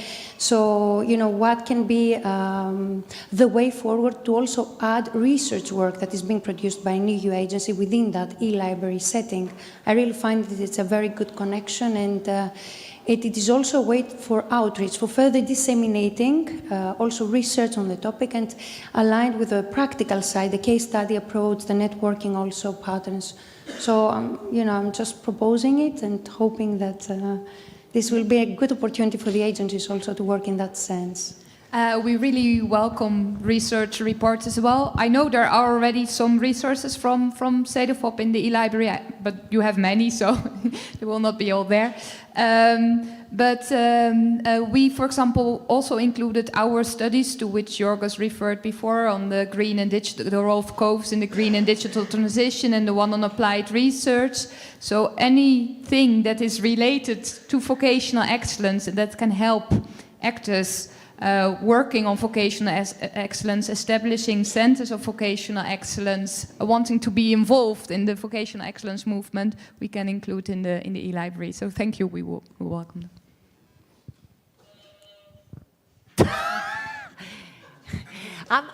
I have the impression people now are asking questions because they want to use the buzzer. Okay, it's a way, it's a win-win. Voila. Floor is yours. Quick question and quick answer, and then we coffee. Thank you both for your very nice sharing, and pure, for us it's always pure learning. So I have several questions, but only in one question. It's about external recognition of a COVE. When you go out, and specifically you, Marievi from ACME, which is not only European, it's outside, but also from you, Shoroki, when you go out, don't you think it will be useful to have a common logo of Center of Excellence of a COVE? Or don't you think it will be useful to have, a common quality system instead of playing different quality criteria in different projects and in different centers? It depends. Don't you think it will be a kind of added value for all of us in Europe and also outside Europe to belong to this new visibility of COVE with this cultural, this excellence and so on? Oh, you have it? Okay, well. I didn't know that they have it, but I absolutely agree with you. Maybe perhaps one of the things that we often recognize, especially coming from a country like Egypt, is that the concept itself is still new. People still are trying to grasp, what is it that we mean by vocational excellence. We are like in Jordan and Morocco and other countries, still trying to generate this recognition of the qualifications themselves so that we ensure that we are reaching that level of, vocational excellence, because it has many, many elements. But I absolutely agree, and if there is an existing brand, we are more than happy to put it on our schools and other institutions, absolutely. Just to quickly answer to Margherita, we have it, because we have ISATCOM, which is a common language for vocational excellence, and we piloted a process of certification and recognition for centers of vocational excellence. But I don't want to spoil my presentation, sorry. Allora, attenzione, suspense. Okay. And at least something that I can say from our perspective from Turex is that we're talking about qualifications, and maybe sometimes we don't even engage the national qualifications bodies that we have in our countries. And most probably in the next, let's say, years, in the next challenge, in the next issues that we are dealing with, maybe we can think about to engage also this national framework, so as better understand which is the needs of our employees, and which is the needs of the employees in some sectors, let's say, for example, the tourism sector, and to discuss more also with some other associations, and then to try to tailor what are actually the needs of the occupational profiles as well, and not just to make most generic course outlines that could be applied in general in the sector. For example, if we are talking about the tourism industry, let's think about also these perspectives, because we are dealing with right now this under Turex, how we are going to certify, because we are making use of the ILAs, we are making use of the micro-credentials, but what coming next for someone who are on the labor market, or they would like to upskill and to receive this more information. This is just one note. Thank you. Thank you both, Shoroke and Marievi, also for your contribution. You will be able to read more about the practices in the knowledge packages. The description of the practices will be there later this month, latest first week of April, but the knowledge packages itself, they are already there online. And with this, I would also like to thank our audience online who have been following us in streaming, and I would invite all of us here in the room to have a coffee break, and we see you back at 11:30, if I'm correct, right? 30 on time, otherwise I come to pick you physically. Okay.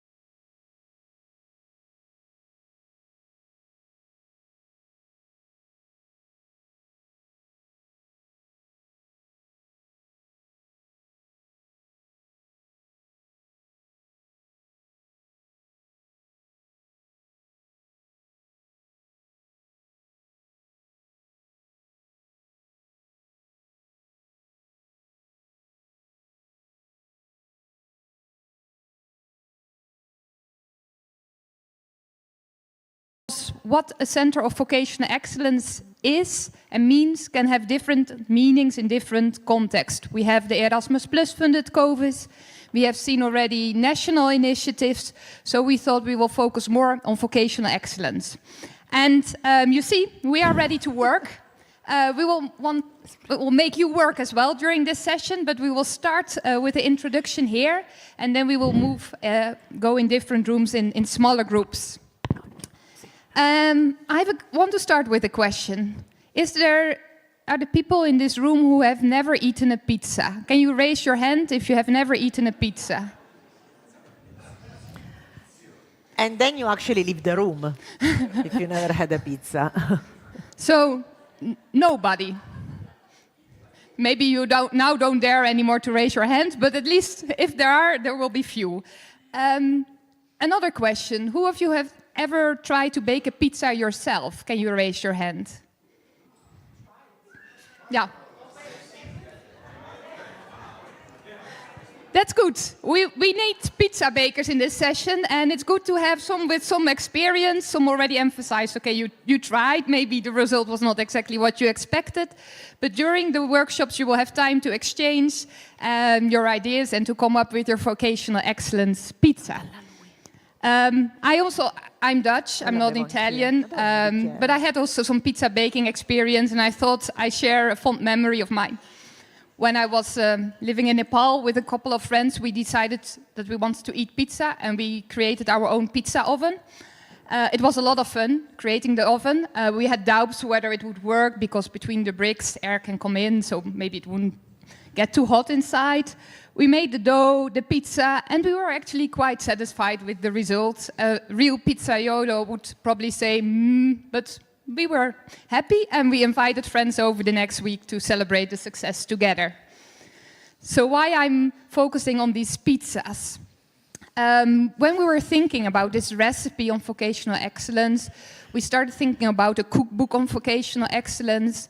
But while we were working on, okay, what would then be the different recipes, the ingredients, the kitchen tools, we thought often, although vocational excellence can mean slightly different things in different contexts, and sometimes you might want to focus more on digital or green or entrepreneurial, often the base is the same. And so we thought it's maybe not so much about really different recipes for different dishes, but maybe we would look more at it as, okay, there's a base, and then we can change it. So we had the idea of the pizza. We could probably also have gone for sushi, where you have rice. I also proposed Dutch pancakes. But in the end, our definition we use when we work on vocational excellence and on COVIS is the European definition of vocational excellence. So sushi was out, and the Dutch pancakes, but nobody knows them, so we stayed with the pizza. So in the cookbook, and here I also, Jorga showed before a taste of vocational excellence, but we have a full cookbook, which is under design now. But this one consists of 3 kitchen tools, which we see as enablers for vocational excellence. So here we have governance and leadership as an enabler, funding, and internationalization, which was already mentioned this morning as well as an important aspect of centers of vocational excellence, and also centers of vocational excellence emerging, or the concept emerging globally. On the other side, you see the ingredients, the key ingredients we use in our cookbook on vocational excellence, where we use the pizza analogy. And we define these key ingredients also on the mapping of the resources in the e-library. In the e-library, you will find a bit more themes. We clustered them not to have too many. But we focus on teacher quality and development, content responding to labor market and societal needs, applied research, quality assurance, innovative pedagogy, including work-based learning, lifelong career guidance, and of course the partnerships and wider ecosystem.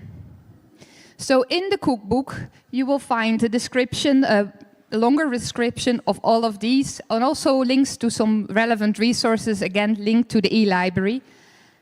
And you will find the recipes for the pizzas. And here we decided to focus on 5 vocational excellent pizzas. So we will have 5 pizzas on our menu. Digital vet, greening vet, entrepreneurial vet, innovative vet, and inclusive vet. And Jorgos mentioned this morning also that we had discussions, we had the steering group, we also had our consultative panel, and there we also had and some other presentations where we asked for feedback on the cookbook. And there was some discussion on the about inclusive as recipe or key ingredient. We still said we keep it as a pizza because it still needs a lot of focus, attention. And in the end, what we would like to show is you might start with one orientation, but to keep in the terminology of cooking, I think if you can bake one of these recipes, you're a good center. But to receive a Michelin star, you need to be able to bake all the recipes into perfection. So we keep this one as a recipe here. In the cookbook, you will find a description of the pizza, a description of the kitchen tool, and the key ingredients for each specific recipe. The part I really like is the additional flavoring, where there are more tips to use, and the insights. This is the most interesting one. The insights and techniques from Experience Center, where we illustrate the examples with experiences from centers. We have 2 centers for each recipe, and in total, we have 11 experiences from 11 different countries. Then we have also the practical illustrations and tools where we highlight some relevant resources from the e-library. This one is where Jorgos referred to. This is a taste of vocational excellence and also a kind of teaser to later on go to the full cookbook. But this is really our international recipes. And you can see the countries, centers from the countries from which centers are featured in this Taste of Vocational Excellence, International Recipes for Skills Development. With this introduction, we need to get ready to start baking our own pizzas before lunch. Fabio, what will we do? So before breaking up in groups, the first point, I'm sorry, as an Italian, I cannot resist to make this joke, but if a Dutch person can bake a good pizza in Nepal, excellence is really for everybody, because this is, I'm sorry. And thanks to Yolene for this, is really, so this is the first point. Now, the second point is we're gonna break up in 5 workshops in 5 rooms. These are, you can see here the different themes of the workshops. Each of you has a bracelet, so you have been pre-assigned to one of these groups. So the first group on entrepreneurial vocational excellence will be with Yolene and Henriette, and then Dorian and Paolo on inclusive, Fabio and Dulla on innovative vocational excellence, green with Suzanne and Giulia, and digital with Filippo and Theodore. Before breaking up, we're going to have 1 hour and 10 minutes to work. Now, the real objective of these workshops is really to start talking the language of the metaphor, to start really getting familiar with ingredients and tools, cooking tools and recipes and special ingredients and secret ingredients you will hear by our facilitator at the beginning of the workshops. But actually, the objective, the real objective, is to create the recipe for the ideal cove in those specific areas. And you will have some time to talk before about the cooking tools, so governance and leadership you heard before, funding and internationalization, and the ingredients. You will have the time to rate the ingredients, to rank the ingredients and the importance of those ingredients for the specific thematic, and especially what we want as ETF for this work is also to extract some ideas, tips, and secret ingredients from you, because you are the ones that are on the ground actually every day trying to make this happen. So I think we can just break up now. Let's call the groups one by one. Exactly. If you do it, yeah. Okay. So first group with Yolene and Henriette can go to the room. It's the people with the orange bracelet. So please follow Yolene. Yolene knows. Can I just say something? Yes. Can I just say? Okay. Okay. Just before you break, so be back here at lunch at 1. Before the lunch, when we convey all here in the catering area, we have the picture. So for the women, put the lipstick, comb your hair. So after the workshop, you make up yourself. And before the lunch, because it's the only moment where I can get you all together, we take a picture and then we will have a pizza lunch. And for the facilitators, if possible, bring back here the cavalletti with everything so we can show the work done. Okay, I shut myself. Okay, so the orange group should follow Yolene and Henriette to the room.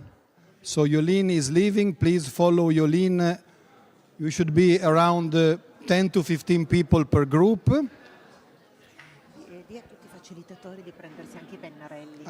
And please, for the facilitators, get the markers with you. Don't forget them.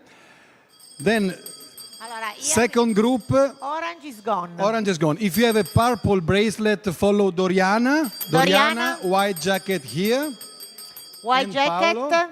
Doriana and Paolo are leaving now. Doriana and Paola, color? Color purple. Purple. Okay, they are leaving. See you later. Paolo, put back the buzzer. Okay, group is leaving. Third group, if you have a black, so it's me, so I'll leave this to you. If you have a black bracelet, please follow me and Dulla. Okay, so black group, innovative, please follow Fabio. Okay, so red group, which at the end is green, but is red. Follow, you see over there, we have Susanne.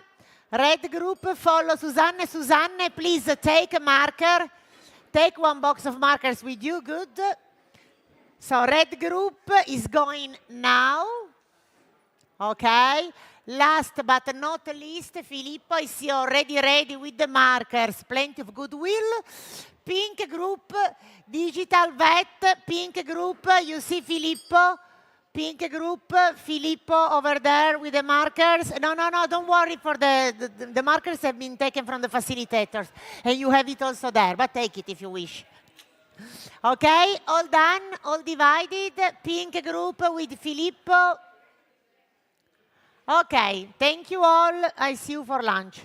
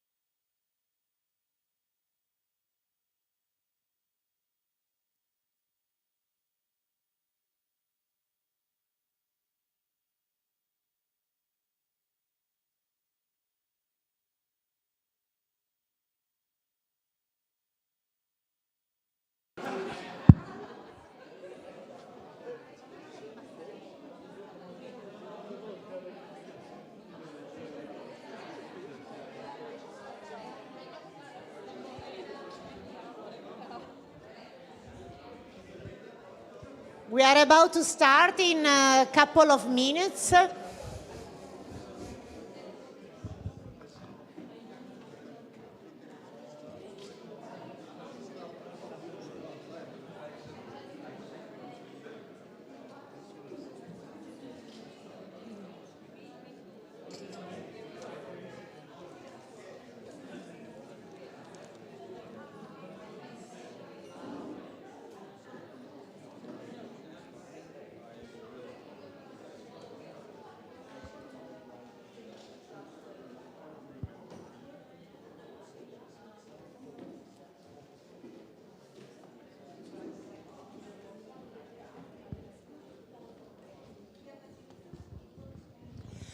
I see we are not as many as we were before. So either we have someone lost in action or we have someone still drinking coffee.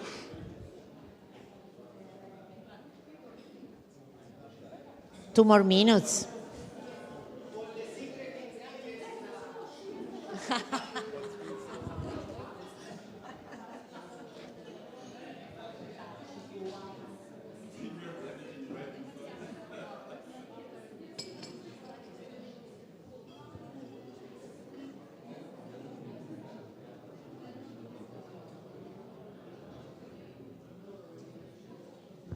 Yorgos is asking for 2 more minutes, and I have to give him because it's my boss.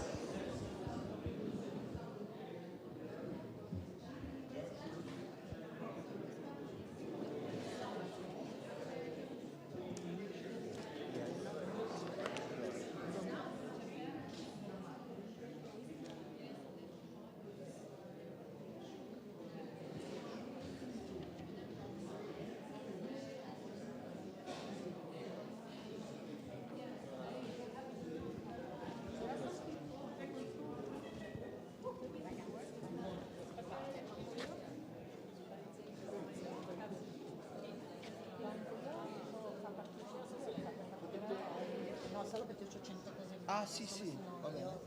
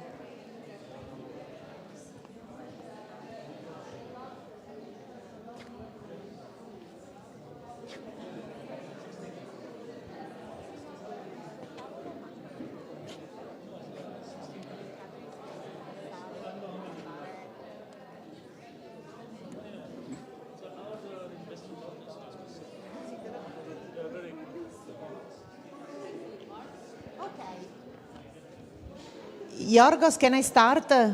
Okay. So, now that you're all sat down and Yolene, she's enjoying her small cake as she had bilateral all along the lunch break. So you're all sat down and I will ask you don't worry, we won't have to do any gym, but can I ask you just to stand up just for a second, even you, Yolene, that you are eating? Just stand up. You don't have to do anything. Okay, you're all stand up. Aspetta, I come here. Are you all stand up? No, Paolo? Stand up. Over there, let me see. Joe, Fabio? Okay, then. Now we do the sit-down exercise. Do you know it? No. Okay. All those who are not wearing socks, they can sit down. They can sit down. Not wearing socks.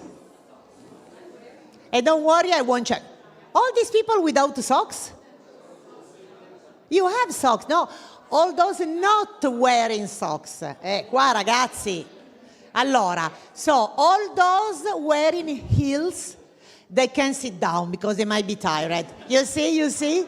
Look, we have a gender issue here. Eh? So all those wearing heels, men, you have to stand up. Now, all those who don't like chocolate ice cream, they can sit down. Don't like?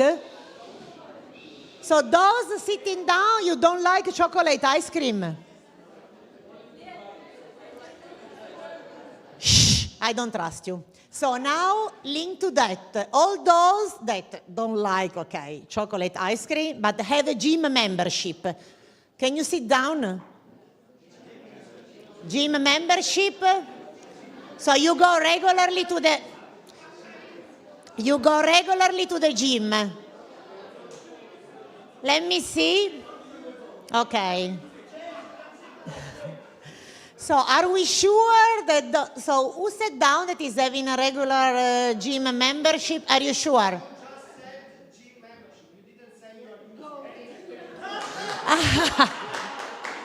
Okay, so we should add a new category. All those who love wasting their money in gym membership and not going it. Okay, that's a new addition. Okay, then we have another one. You have the membership, but you don't go to the gym. When he said this, okay, then I can sit down, even if I don't go. Okay, now for the few, all those who have a pet at home can sit down. Someone of the pet, a dog, a cat, you see?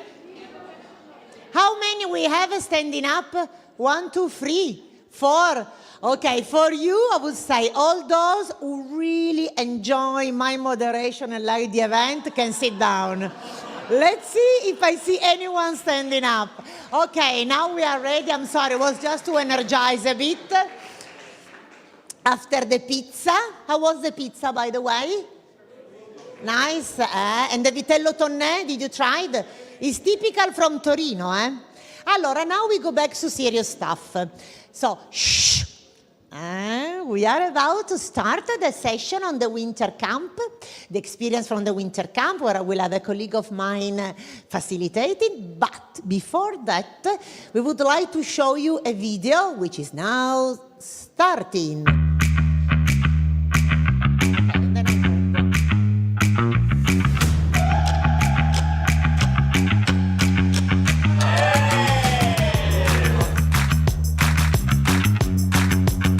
This winter camp is special because although it was conceived an experiment, it was a success.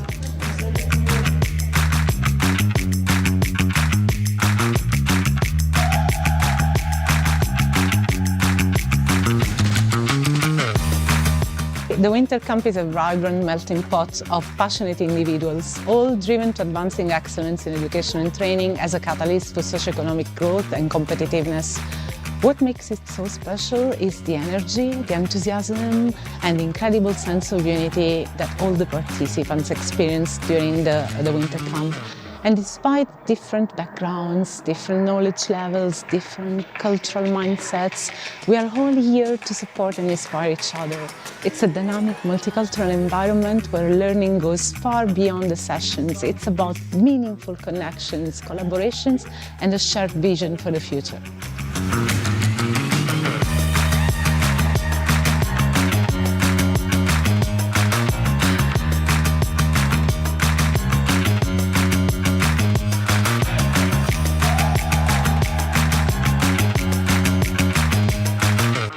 The training program that the ETF has arranged here offers a huge array of the most useful techniques, mechanisms, strategies, tactics, resources on how we, representing 17 countries and about 20 organizations, can build our vocational excellence centers.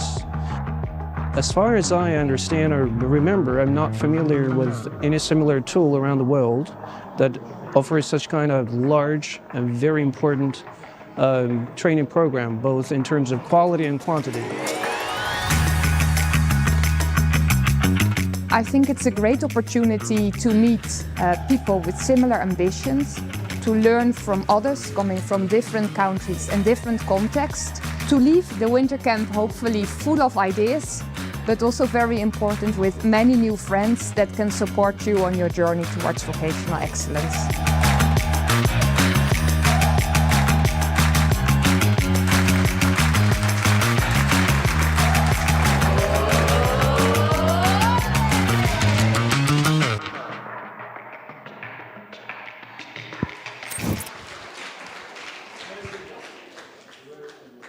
Bon, triple wow.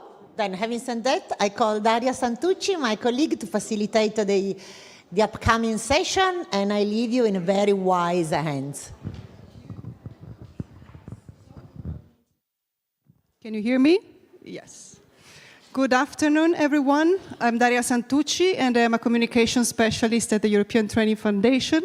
And it's a pleasure for me to join this vibrant community of excellence today.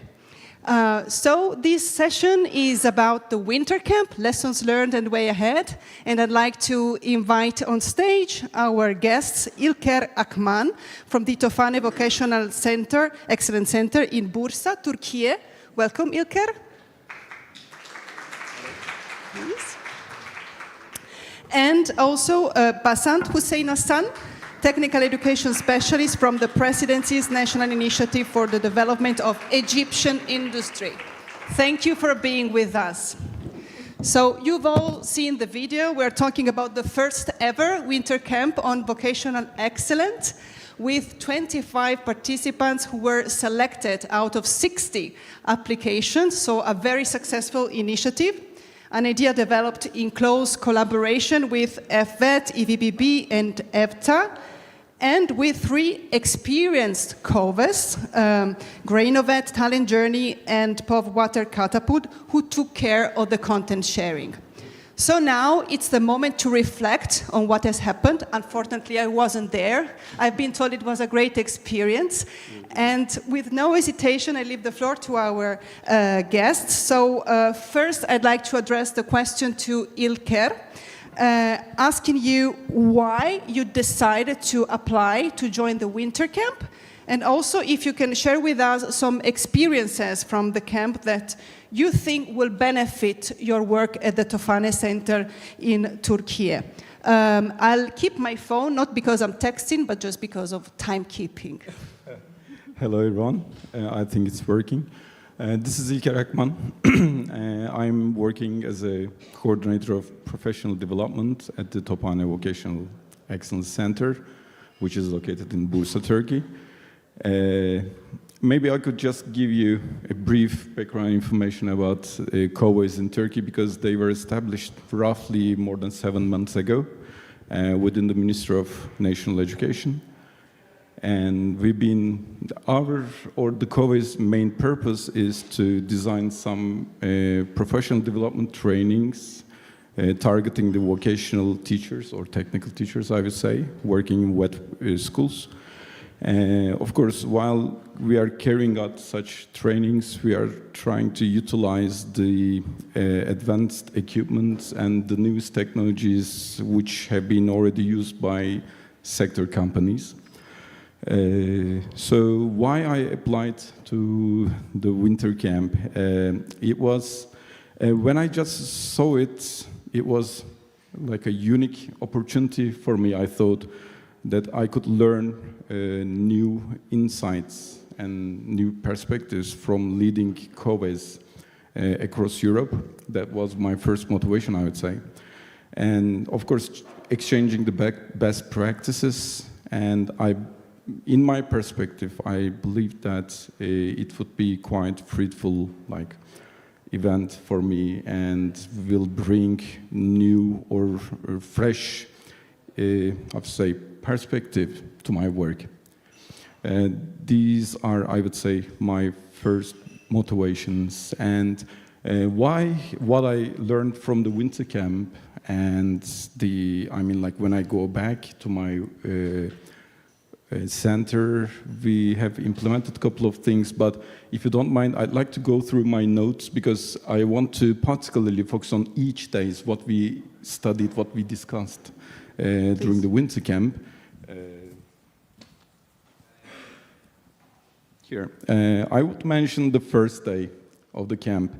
We focused on enhancing teaching and learning approaches, and one of the most impactful sessions for me was the workshop on personalization of learning pathways. And the second day, we emphasized partnership and cooperation, which is quite crucial for our center. And through the stakeholder mapping and cross-sector collaboration sessions, I believe that not only me, but we all the participants gained practical tools to identify strategic partners and engage with industries more effectively. And of course, in the end, building up some sustainable collaborations. And also, the governance and funding were the focus of the third day, which is the issue. And we are just, chasing these funding opportunities, of course. And this is one of the biggest, challenge in our center, I would say.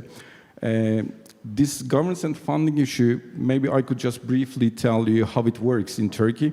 We have two basic methods.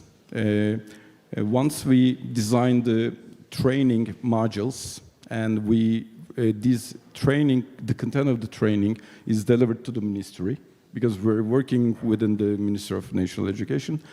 Once we get the approval, a kind of budget is, assigned to carry out these trainings. This is the first way that we follow. And the second one is, I can say that it's regarding public and private partnerships. We mainly make some, protocols. Yeah, I was just trying to recall that word.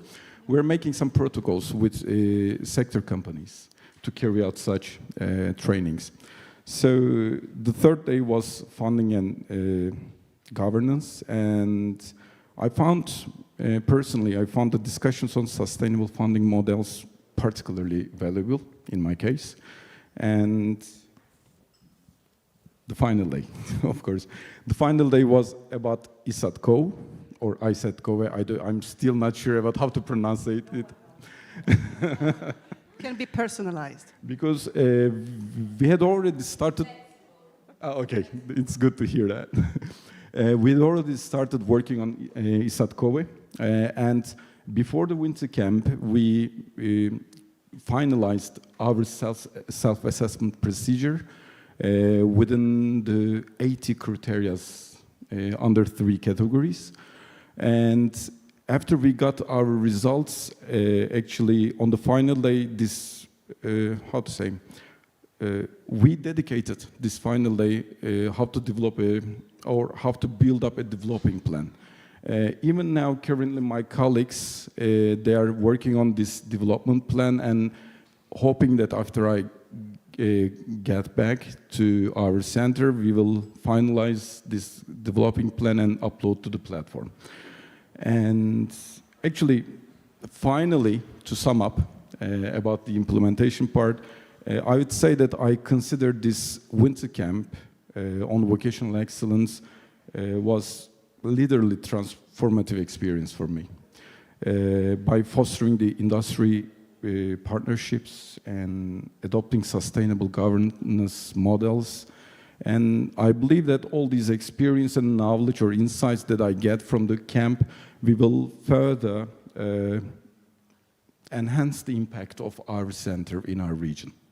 Yeah, I would say such these.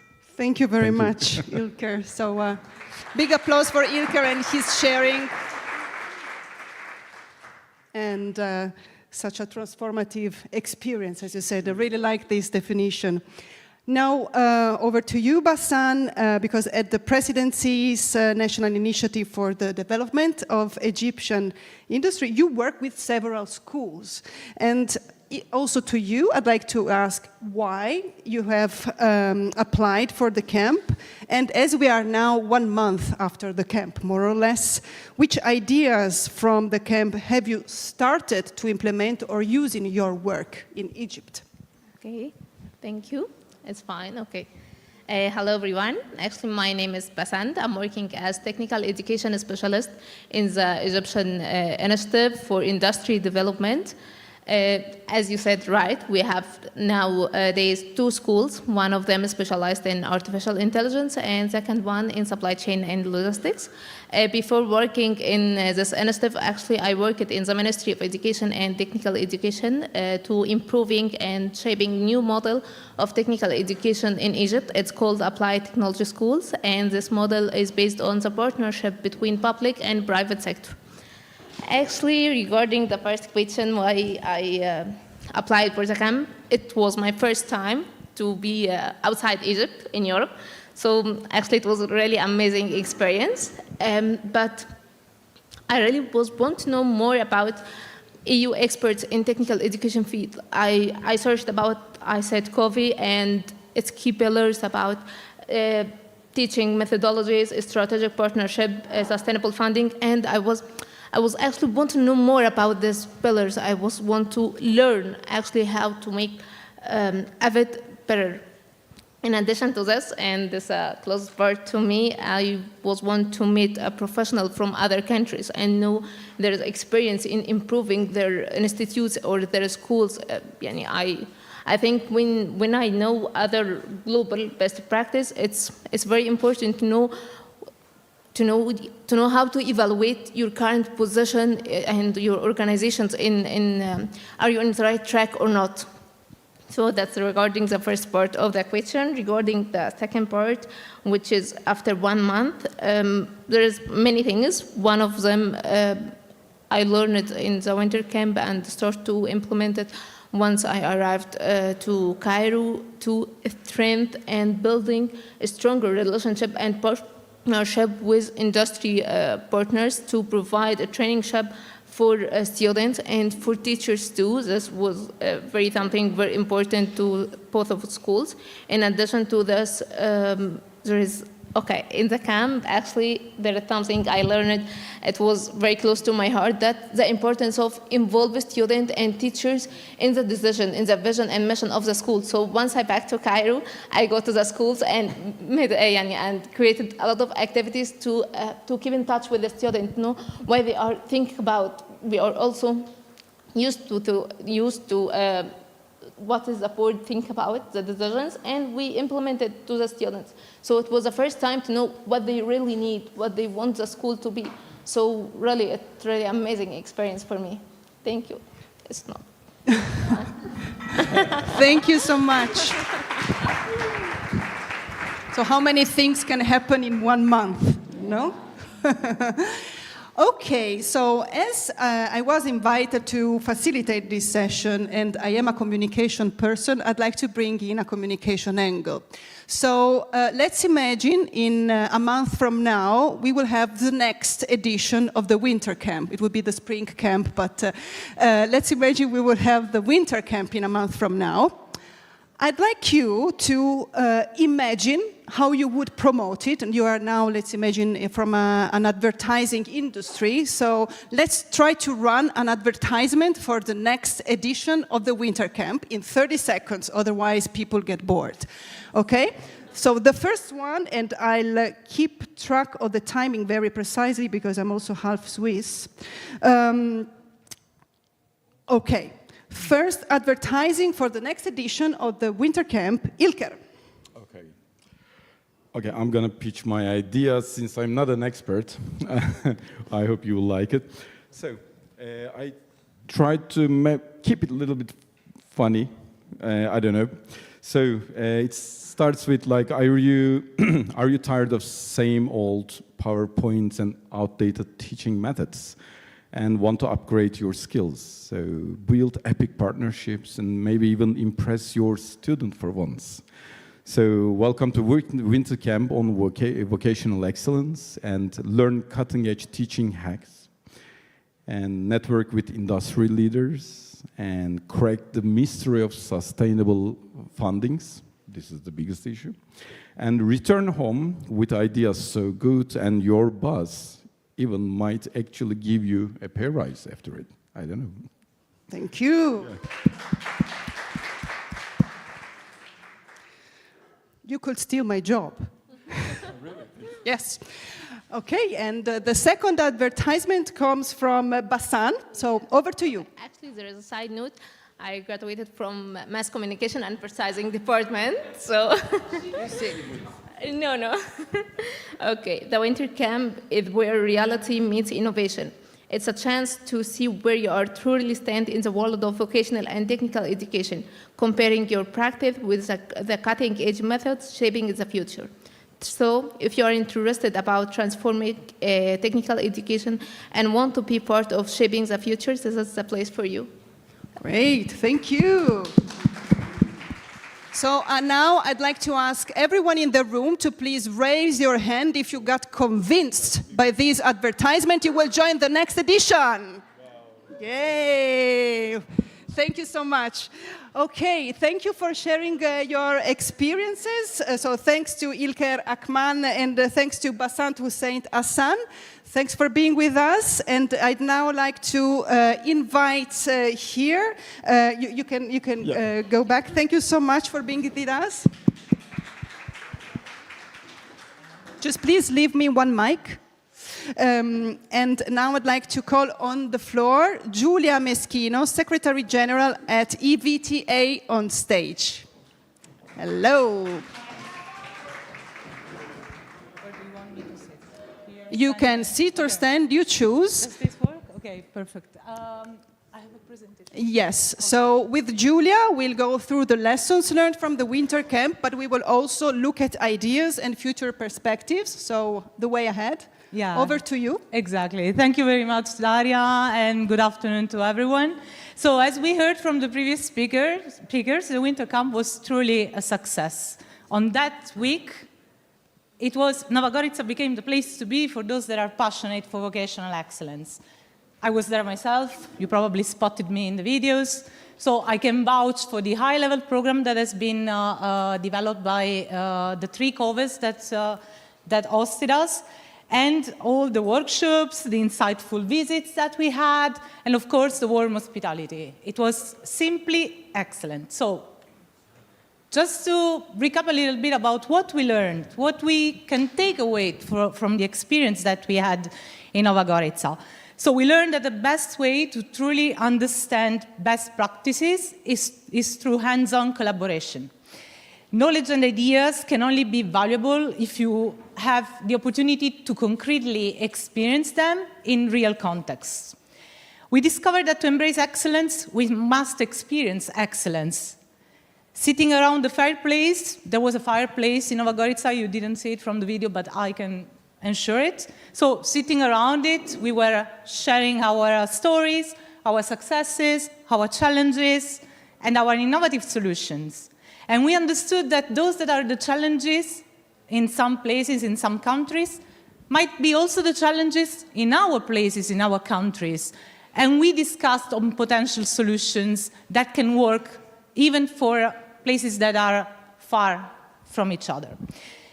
And the most important thing that was already also mentioned by Ilker and Bazan before is that we reaffirm once again that cooperation drives excellence. So we cannot forget about this dimension of cooperation. But the winter camp was not only about learning, it was also about shaping the future of vocational excellence. So full of enthusiasm, all together we discussed how to ensure that the VET community continues to benefit from the incredible network that we have built. So what does the community want? We did this exercise during the winter camp. And we understood that community wants to look at those that are already excellent. They want to steal, in a positive way, their tricks and tips. And they want to try to understand how this could work in their context. So they want to have more opportunities to engage. They want to have more opportunities to come together in a more proactive way. It could be through seminars, through events, through study visits, capacity building, in order to enable this cooperation and this learning process. And most important, they want to engage, of course, VET staff, teachers, trainers, especially teachers and trainers that are less exposed to this kind of activities, they should be in the front line for understanding excellence and being themselves empowered to bring back to their institutions what excellence is. But not only them, also educational authorities, companies. We shouldn't forget about the other stakeholders in the knowledge triangles. So, what if every season, every day could be like a winter camp? Dario was saying, what if we are going to organize another winter camp in a month?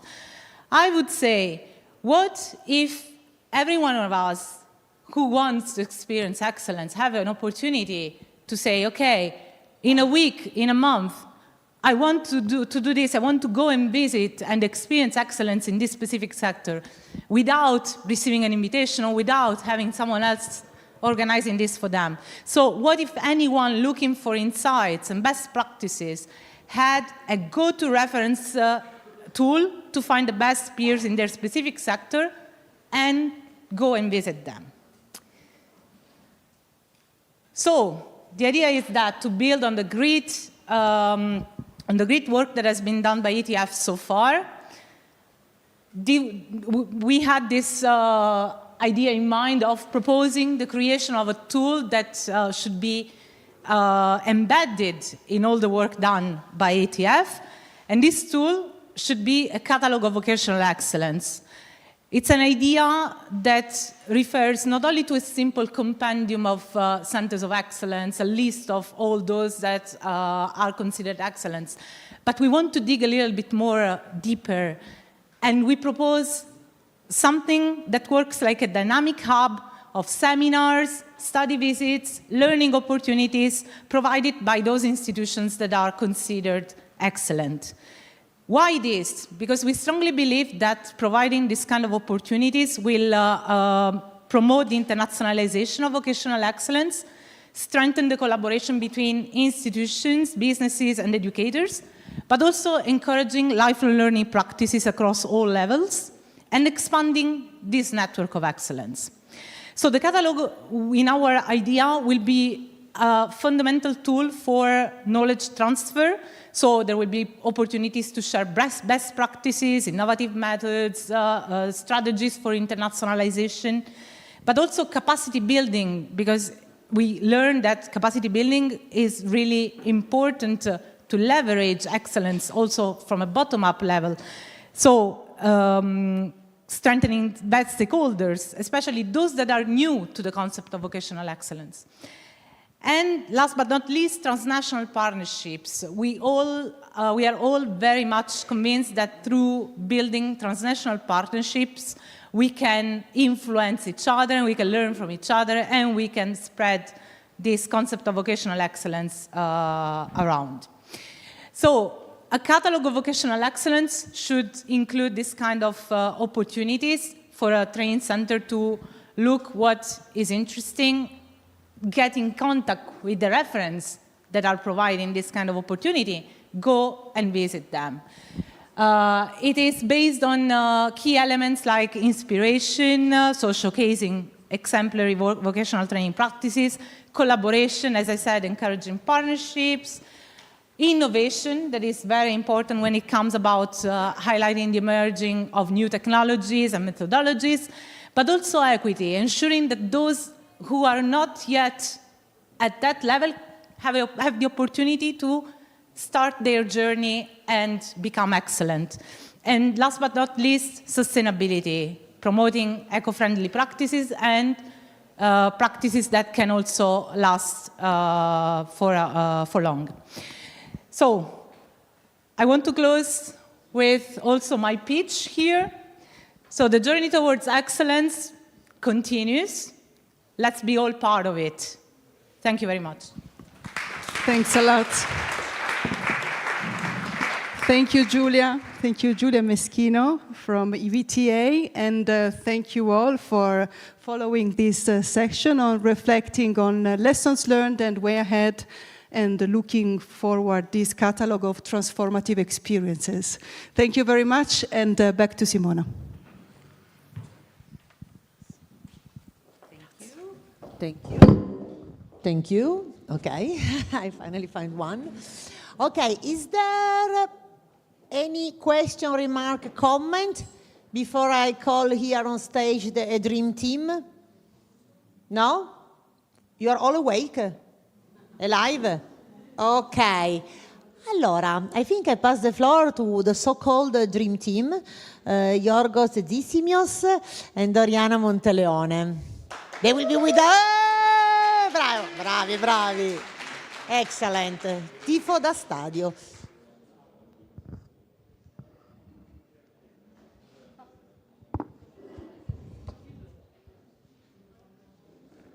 You see different face here, eh?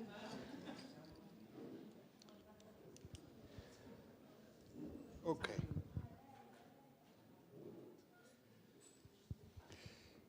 Okay, so we already said, and I think you have witnessed elements of that, one of the scopes of the work that we are doing in partnership is the development of a better understanding of what vocational excellence is, how it works in different contexts, in different countries, in different regions, and also what centers of excellence are and their different sort of shapes, because there's not one standard type of center of vocational excellence. They exist in different shapes.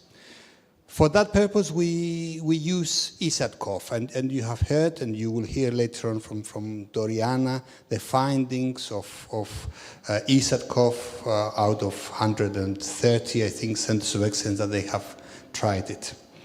But in line with what I said in the morning, I would like to go one step back and bring some findings from another self-assessment tool that we used at the very beginning, and it's called NSAT.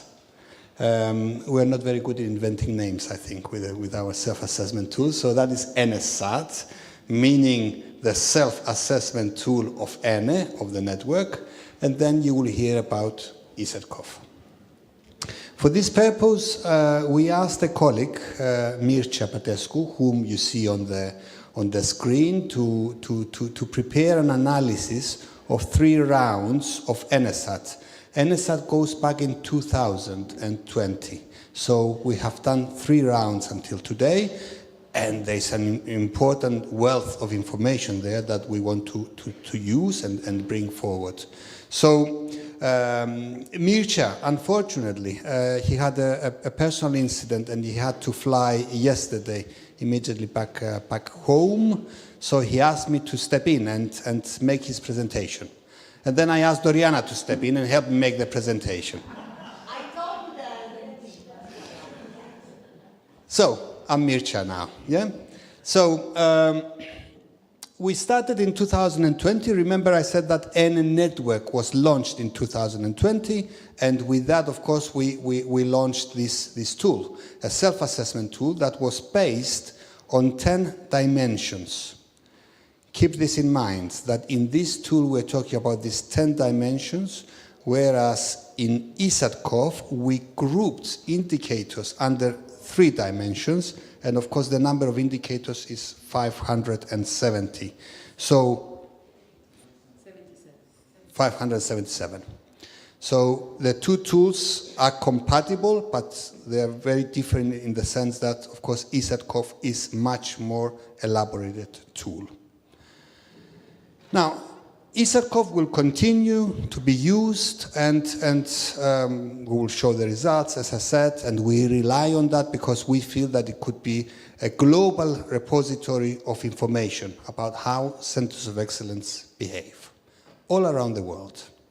So we will invest more in that, it will develop, it's translated in many languages, it will be translated perhaps in more, and there's more and more demand for it. But at the same time, as it was difficult to maintain, and also a bit confusing, to maintain 2 self-assessment tools, we decided that we will stop using NSAT in its current form. So, and that's why we, for the first time today, we present the findings of the 3 rounds we have done, but we will not use it in this form, again, because the emphasis will be on ESATCOF. So, the 10 dimensions you see over there, They are linked also with the mapping we have done. Remember, I said earlier on, we have done a mapping to see what makes a center of excellence, what are the key characteristics. And of course, one of the top, let's say, ingredients for the centers of excellence, it was the education and business collaboration cooperation. So if you want to be a center of excellence, you need to have in place such a cooperation. And then, of course, the rest, they're all familiar. So these are the dimensions that we used, and you can see on the right-hand side the different geographic coverage of where we use this NSAT. You can see that the first cycle we had 131 participants, 131 covers, 82 in the second cycle, 54 in the rest. So it's quite rich. I mean, we had quite a bit of engagement in the 3 cycles. On this second slide, now we'll switch to the statistician who can, analyze better the findings. We yes, I mean, is it working? Yes. In this slide, we see one of the main added value of the NSAT as it is now. Since it's an historical tool for self-assessment, we have 3 cycles. So we have been able to analyze results from 3 cycles. Just a brief recap on how NSAT works. NSAT has 10 dimensions and a set of indicators grouped in 2 parts, let's say. The first part of indicators allow the calculation of a developmental score, which is the left part of the slide, and another group of indicators within the dimension allow to calculate the leadership score. In the slide, you can see that overall there was an increase on the developmental score in all the dimensions. But we can see that the highest development score are in dimension B, pedagogy and professional development, and in dimension A, education business collaboration. So here is where we can find the power of the schools in leading this kind of dimensions. At the same time, we calculate the leadership score. Why? Because it's not only given that a good school can be a leader. So with this particular group of indicators addressing leadership activity, we have calculated a normalized leadership score.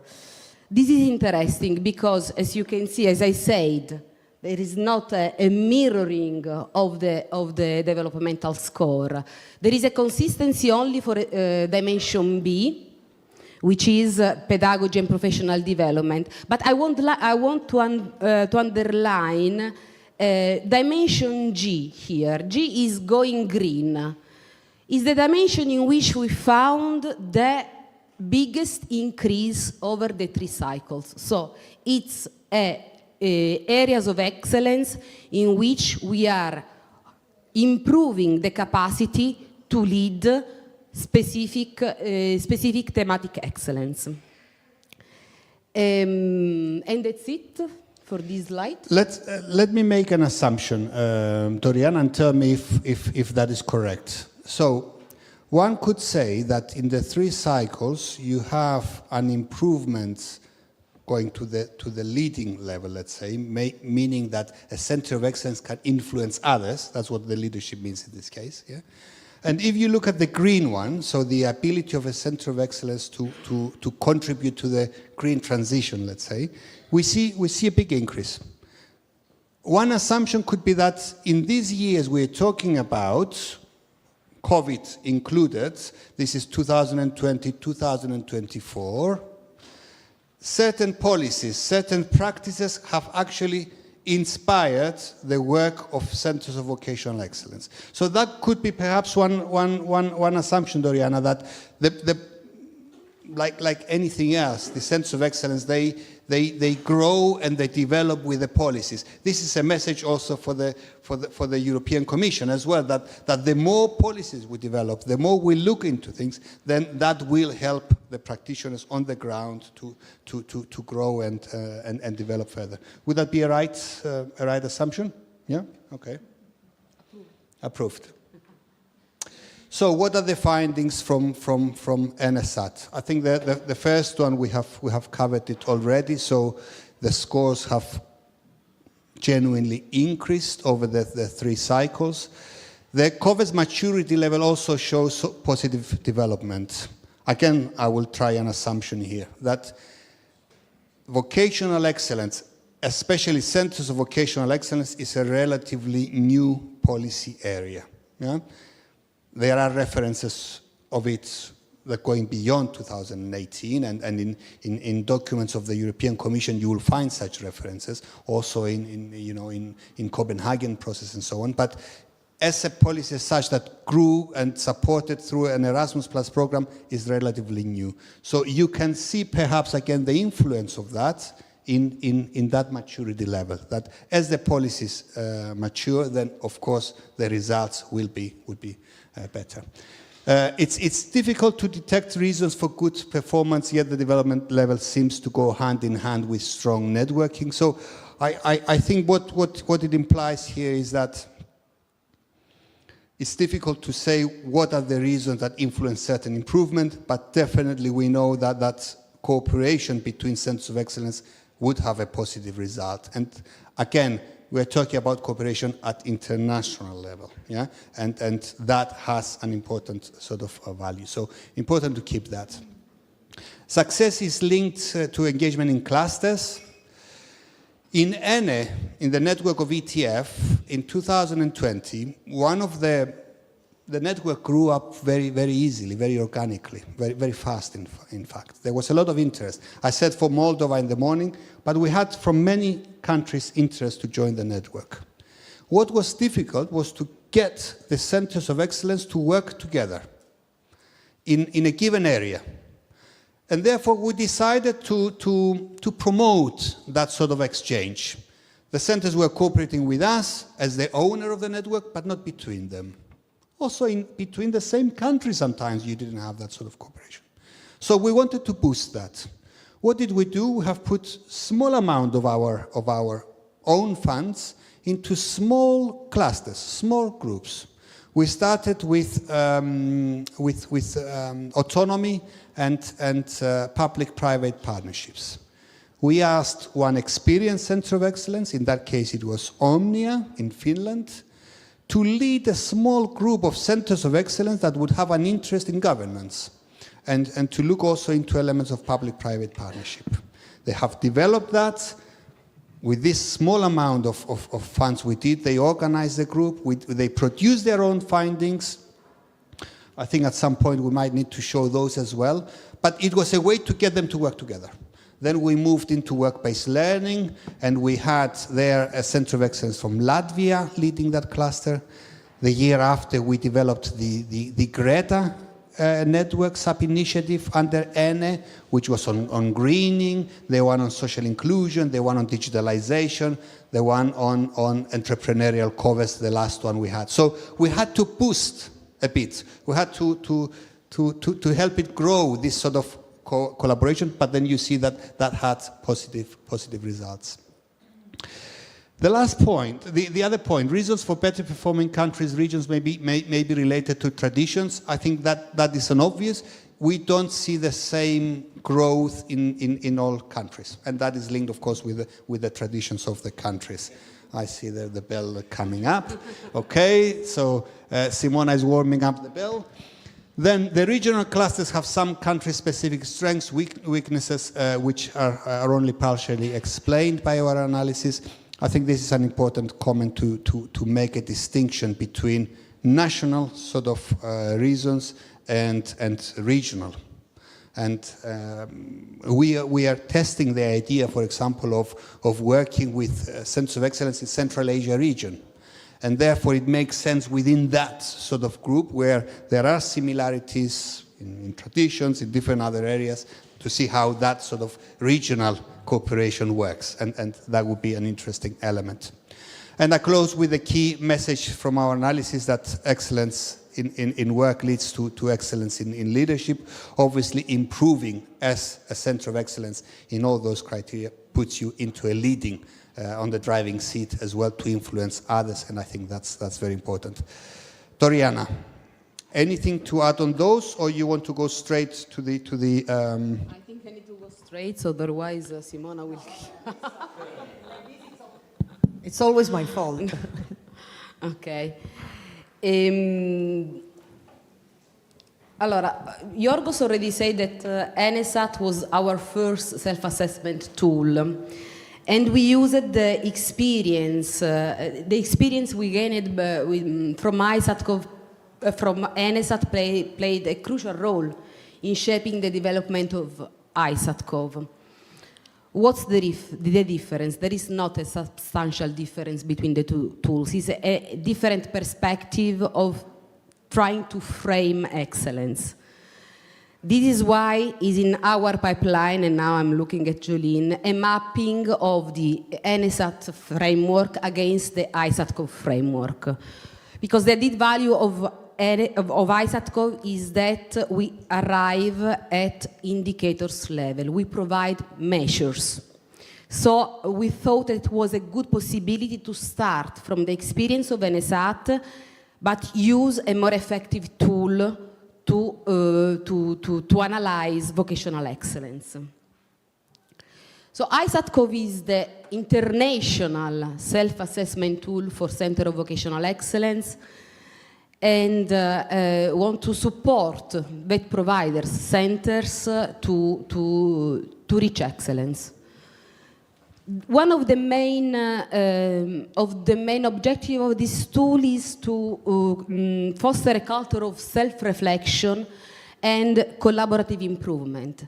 ISAT-COV allows to include in the self-assessment process different stakeholders. And this gives the possibility to the center to have an holistic view of the school's performance. It's an evidence-based tool. The impressive number of indicators tells you that it provides a measure. It allows to identify the level of development, but grounded by data. And this is an important information to support decision-making. It's flexible. The flexibility is given by the framework itself, the number of indicators, the number of criteria. Each school can focus on specific areas of excellence by selecting the criteria and indicators best aligning to their strategic objectives. It's a platform for knowledge sharing. It wants to put at a global scale. It wants to put together vet providers who wants to improve the standards for vet excellence. How is it used? The ISAT-COV allows to have a picture of the state of play, of the level of development in vocational excellence, but give also the possibility to set goals and to monitor them over time. Last but not least, it supports recognition on an international scale. By self-assessing using a standardized tool, vet providers can show their commitment to excellence and showcase their higher achievement in vocational education. The ISAT-COV database is a vital repository of information detailing the performance of the schools around the three main dimensions of excellence. It's primarily a tool, as we said, for the vet centers, because they can assess, they can involve stakeholders and assess their level of vocational excellence, use this information to plan improvements and monitor their achievements.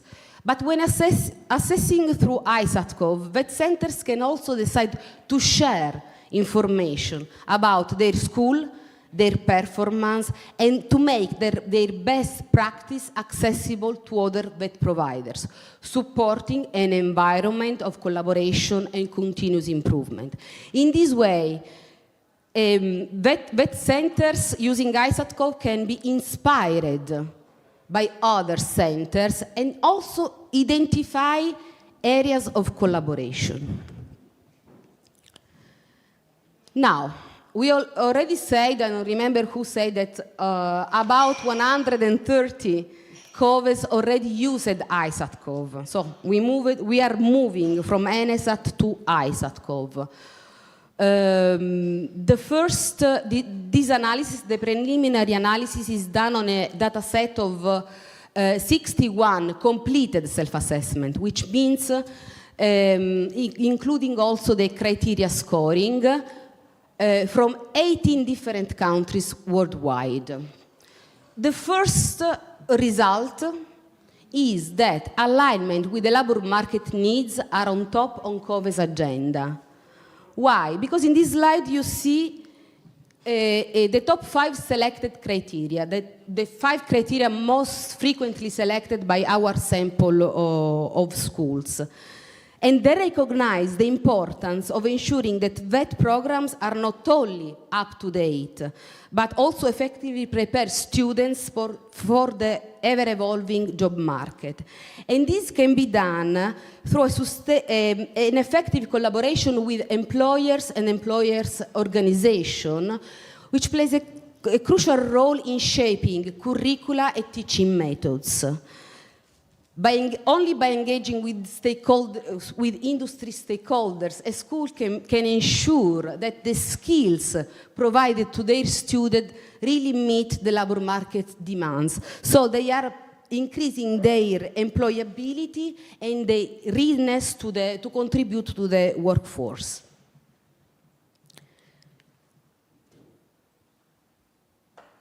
Excellence, areas of excellence. Just a brief recap on how it worked. We said that ISAT-COV is an evidence-based tool.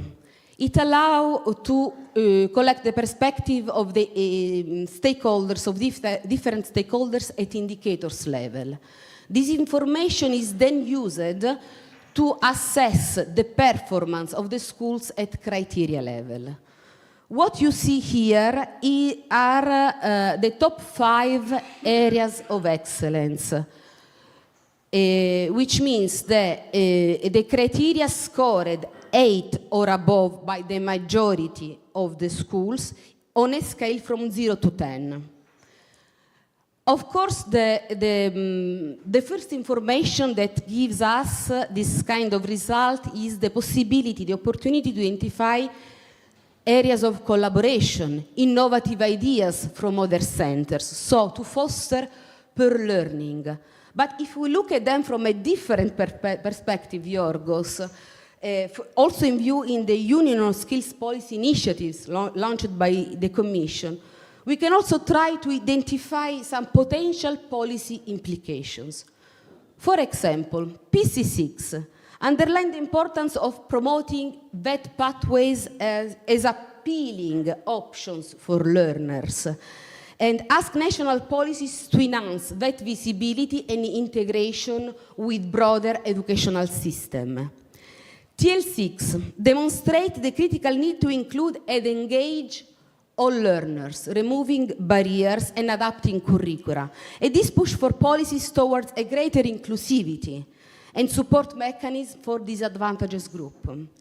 TL5 indicates the need for policy to invest in robust digital infrastructure and training programs, both for learners and for trainers. GF6 calls for policies that prioritize strategic and systematic growth within learning organization. And finally, TL10 suggests the implementation of a comprehensive validation system to support lifelong learning and mobility across educational and professional domains. Is it correct, Yorgos? Yes, perhaps, Doriana, here to make an explanation that where you see the code name is the code name of that indicator, and what you see as top areas of excellence are those that are identified by those 130 centers of excellence, that they did the test. Therefore, they say that they work and collaborate to raise awareness. So there is a self-conscious of the centers of excellence, and it's a top priority that the work they do as a COVE can or should have an impact on the attractiveness of VETs. Yeah? So It's already there, it exists as an idea.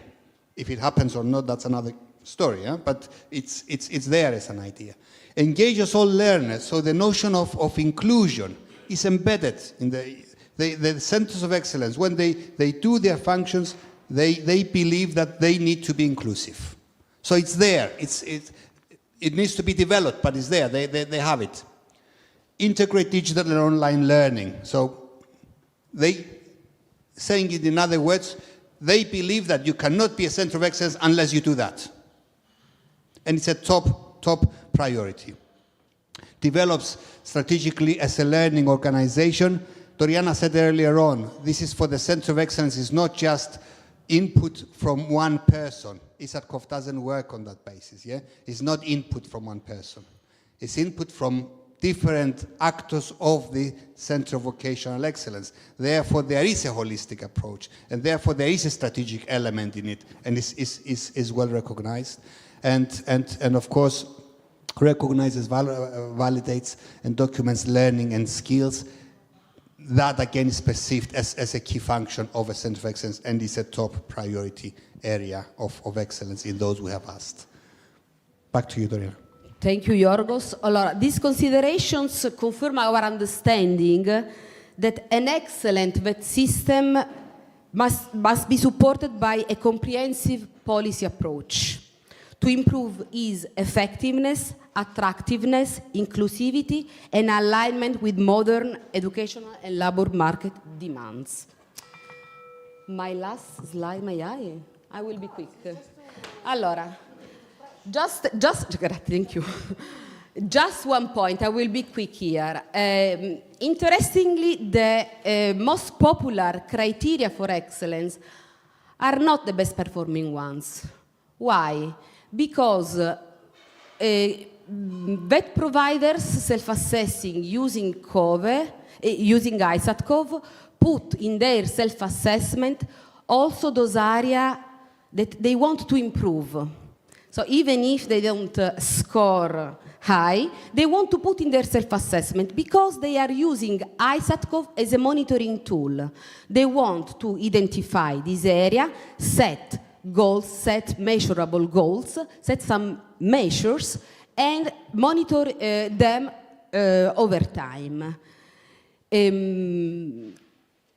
Of course, this is a technical information where we can find areas of improvement, but what's another potential of this kind of information from the perspective, from a third-part perspective?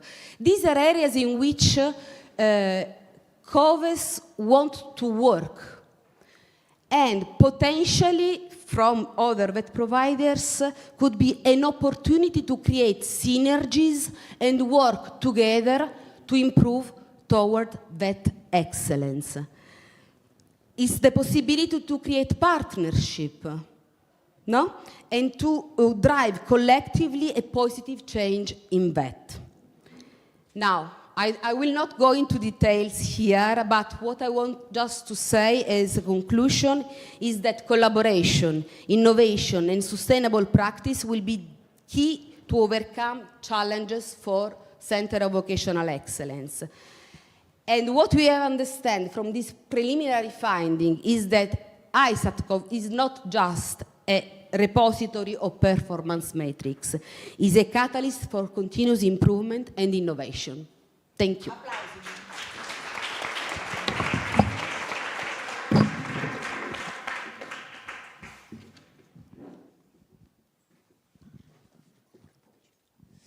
Okay.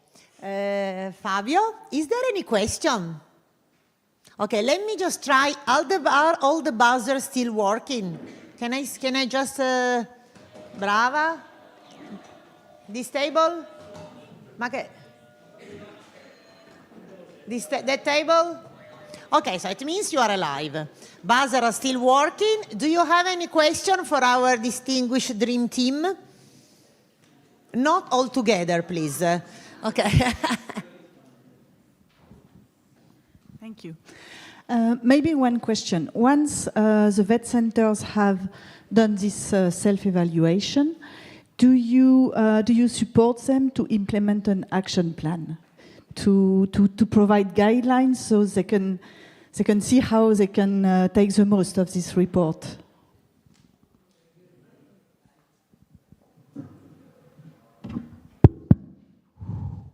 Yes, the last step of the, let's say, the ISAT-COV process is to create a development plan. We have provided guidelines to all the centers on how to structure this development plan according to the ISAT-COV framework, because as been said also before, what we are trying to do is to create a common language to understand vocational excellence, but also to drive the change.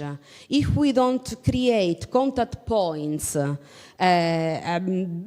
the different approaches, it's impossible. So this is what we are trying to do, is part of the different services we are providing, the different tools.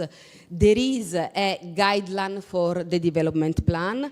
As you know, we have also coached people in developing this development plan. So yes, it's not just the self-assessment, it's not a monitoring tool, but it should be the basis of information to improve. Yolene will come back on it later. Thank you. So stay tuned, more details will follow. So what else did we learn, Fabio? Thank you, thank you. So one quick more piece of what we have been learning along this journey. Actually, you heard what are the areas following ISAT-COV where our centers are best performing. We heard what are the areas of interest in terms of the most voted or the most searched or the most used criteria. But at the same time, we must keep, according and structuring it through ISAT-COV, always the service attitude. That's in our DNA, and it's in the DNA of the project that is bringing us here. So I will just add now a bit of information about in which areas knowledge exists out there. Remember the e-library. Remember the mapping that we did 1 year ago, that we started 1 year ago and we finished a few months ago. Because, of course, one thing is to know where do we perform well. Another thing is to know what we are interested in improving. Another thing is, the third thing is, okay, what is out there in terms of knowledge, ideas, guidelines, toolkits. So this is a sort of the third piece of the puzzle. And then the fourth piece was presented this morning, that is a first attempt through the knowledge packages to cover these gaps. But now the idea is, let's see a bit some of the results from this gaps analysis. That's what we called. So on one side we have the needs and the areas of interest, and on the other side we have what is out there in terms of knowledge. Of course, I decided to present this through 4 quizzes so that you can participate a bit and help me. So the first quiz is the following. In what area of ISAT-COV, of course, ISAT-COV is structuring everything we do in terms of understanding of vocational excellence. So in what area do you think that we found more resources? And these are the 3 main areas. So who thinks that we found more resources in the area of governance and funding? Please, hands. Governance and funding? Oh, come on, 0. Who thinks we found most resources in the area of partnerships and collaboration? A few, okay, not much, I would say 10%. What about teaching and learning? Great majority. So this shows that our community is actually totally in line with the reality. Bravi. You can see there, vast majority of this was on teaching and learning, and then I won't have the time to go in detail, but I will leave you at the end with a link to a report where you can find all the details if you're interested in going there. Second quiz, now, teaching and learning. We are into teaching and learning. Under which dimensions do you think we found more resources? Number 1, curriculum development. Who thinks that we found? Oh, we have only 1, interesting. Then 2, 3, 4, just a few. Okay, who thinks that we found most of the resources in digital skills and digitalization? A bit more, okay. What about inclusion? It's both educational and social inclusion. Okay, not much. Green skills and green transition. All right. And finally, labor market information. Yes, expectedly, this is the biggest one. Let's see the results. Curriculum development wins by far. Labor market information comes second, you were right. Then digital skills. If you couple digital skills and digitalization, we are more or less in the first place. Same is true for green transition and green skills. So I think those three are on top, but you are more or less there with labor market information. So let's go for the third one. Here I have the results already. That's PowerPoint fault. Sorry. So you can already see, 4 were too many. So the fourth one I hope will work. But here you see that in the important area, I would say, of partnership and collaboration, let's remember that this is the area where most of the indicators of the areas of interest following ISAT-COV are fallen into. Number 1 is partnership. Number 2 is international collaboration. Number 3, that is very much connected with partnerships, collaboration between skill providers and education providers, and so on and so forth. So you can see there more or less where we are. Let's hope that the fourth and last quiz. We are in the area of governance and funding. By the way, I take the chance to thank the participants to the workshops before, because at least in our workshop, this area has been completely rethought. So you helped us not only to fill with information what we are doing, but also to rethink it and to improve it also in terms of conceptual development. So thanks a lot. So definitely an important area, definitely an area where a lot of our cooking tools are present. We have 3 dimensions. Where do you think we found more resources? Autonomy. Who thinks we found more resources in the area of autonomy? It's 1, 2. Okay, interesting. In the area of internationalization, great majority. Let's not be too, let's say, pushed by our international projection. In the area of strategy and strategic development, more or less the same. Let's see. Internationalization wins. Strategy comes second, and governance third. Now, this tells us clearly one thing, that this community is starting not only to speak a common language, that is what makes the next step from an initiative to a movement, to a community. We are speaking more or less the same language. Second, we know what knowledge is out there, at least under which category. And second point, I hope this was a good teaser for this nice report. This is not a report so much targeted to schools. Our services, as I said before, always have in mind the newcomer, the people who don't know what is vocational excellence. That's the ones we really want to bring into the picture. This is more for, I would say, for people like you in the room, many of you in the room, working to support improvement and to support vocational excellence. It is a wealth of information. It's really interesting to know what is out there, and there are a lot of analyses also connected to ISAT-COV. So it's a sort of, let's say, follow-up to what was presented before by Doriana. It is in our e-library, so you can find it there. And again, as anything we do in this project is not only openly licensed, but also is calling for your collaboration. So feel free to have a look there and to let us know what you think, or if you find something that doesn't resonate with what you think, that you find something that is that you think deserves more study or more insight, we are happy to talk about it. And I think that's all from my side. Thank you very much. So basically, Fabio is already introducing the new session. Basically, voila. So thank you so much, Fabio. Any burning feedback or comments right now before I pass the floor to Yolene? Now or never? Never more than now. Okay, Yolene, floor is yours.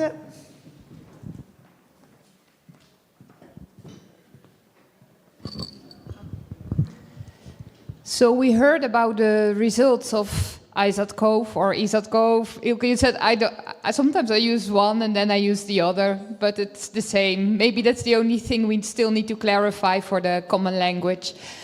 I would like to invite also with me on stage Patricia Diaz-Rubio. She's a vet teacher and technical advisor at the Regional Ministry of Education in the region of Castilla y León, where she has been coordinating the implementation of ISAT-COVE, and where she is also involved in several European projects related to innovation. So, welcome, Patricia.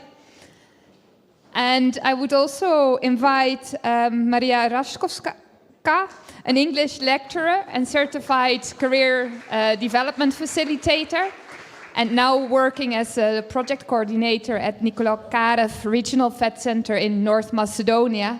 And also you are involved in several other EU projects as well. So I will join you on stage, but let me...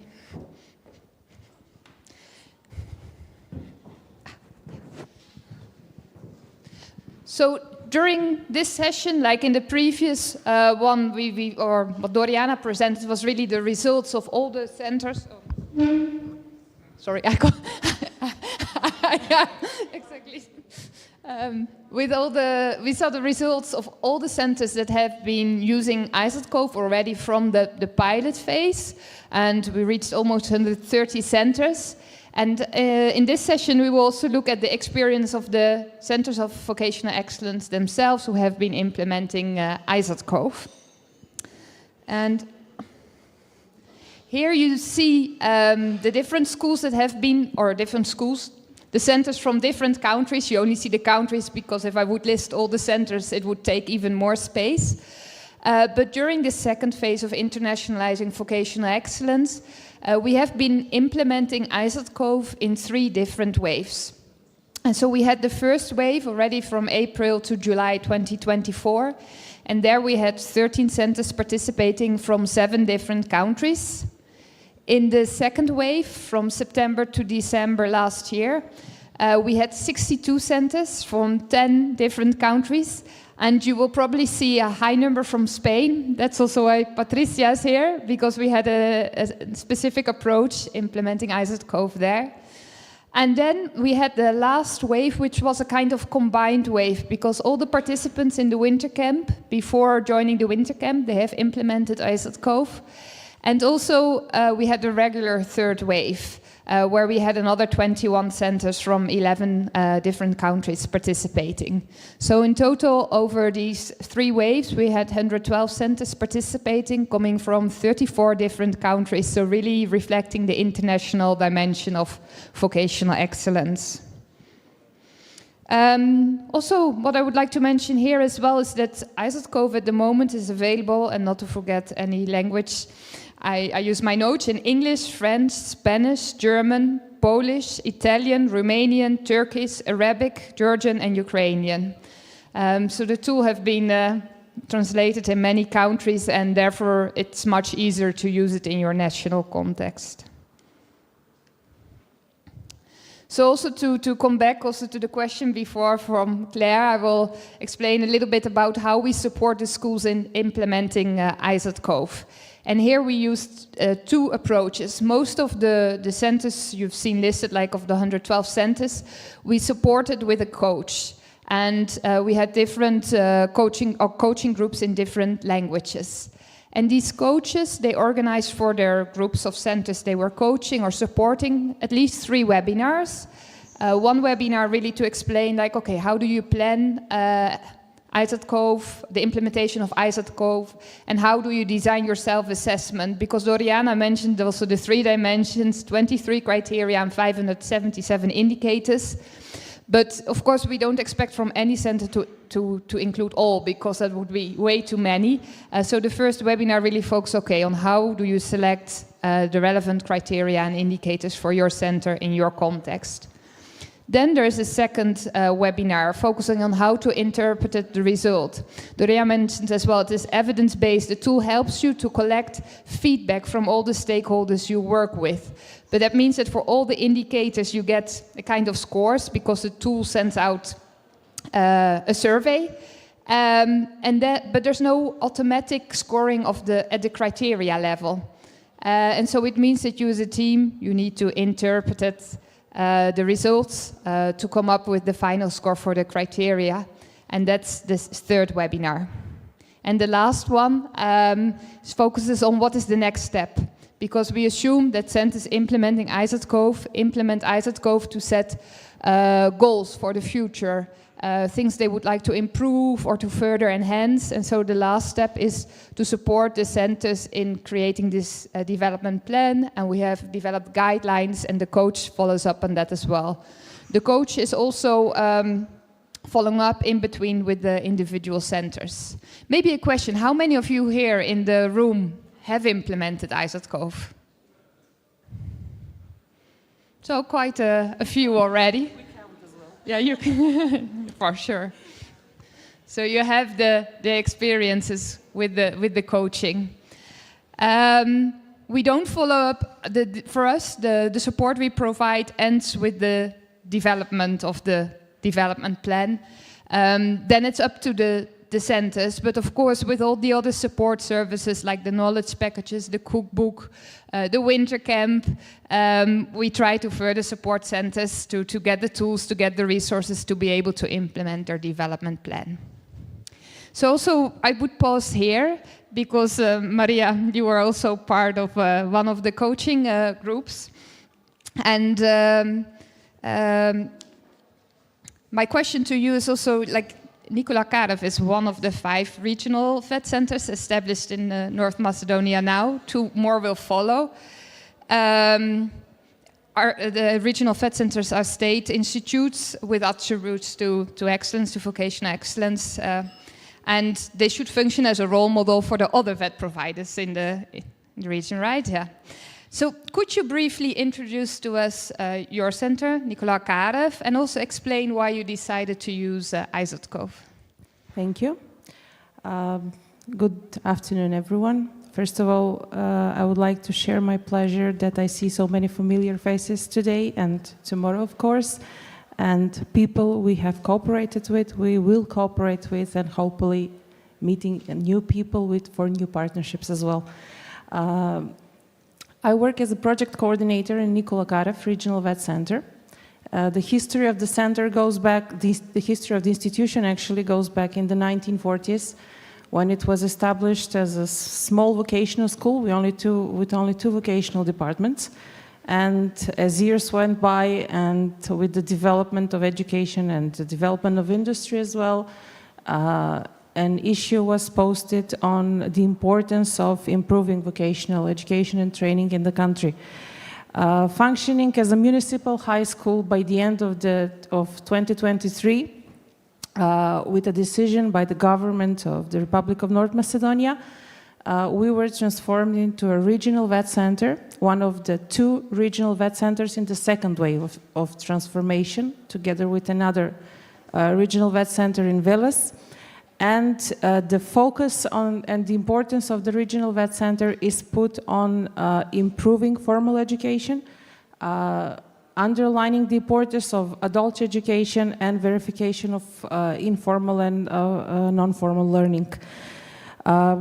Having that transformation in front of us, we went through many administrative and structural changes within the institution.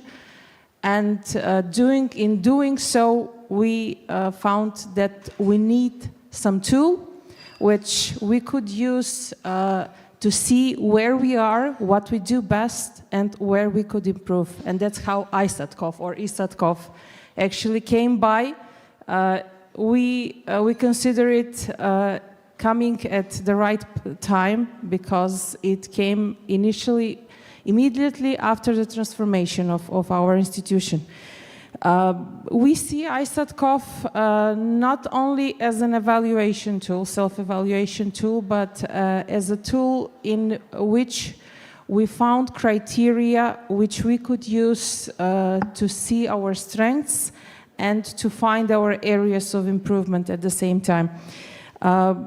this would allow us to grow further and to improve the teaching process, the training process in the institution, to develop services for the beneficiaries in the region, because our regional center operates within the southeast region of the country.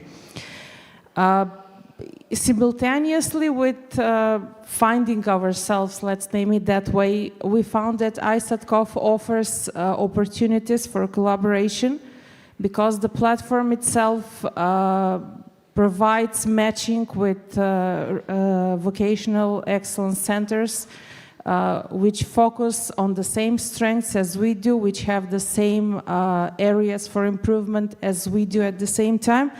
And ultimately, our focus is on our beneficiaries, not only students in formal education, but also adult learners, to provide them with skills for the future in which they could easily adapt to the labor market.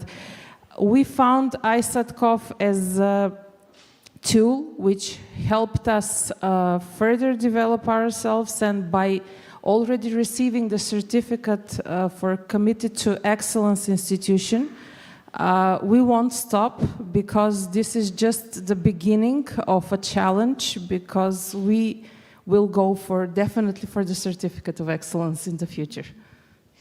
Great, thank you. So you had a clear motivation to start using ISATCOF. Definitely. You have an outcome. What were the experiences implementing ISATCOF, and what is the most important thing you got out of it?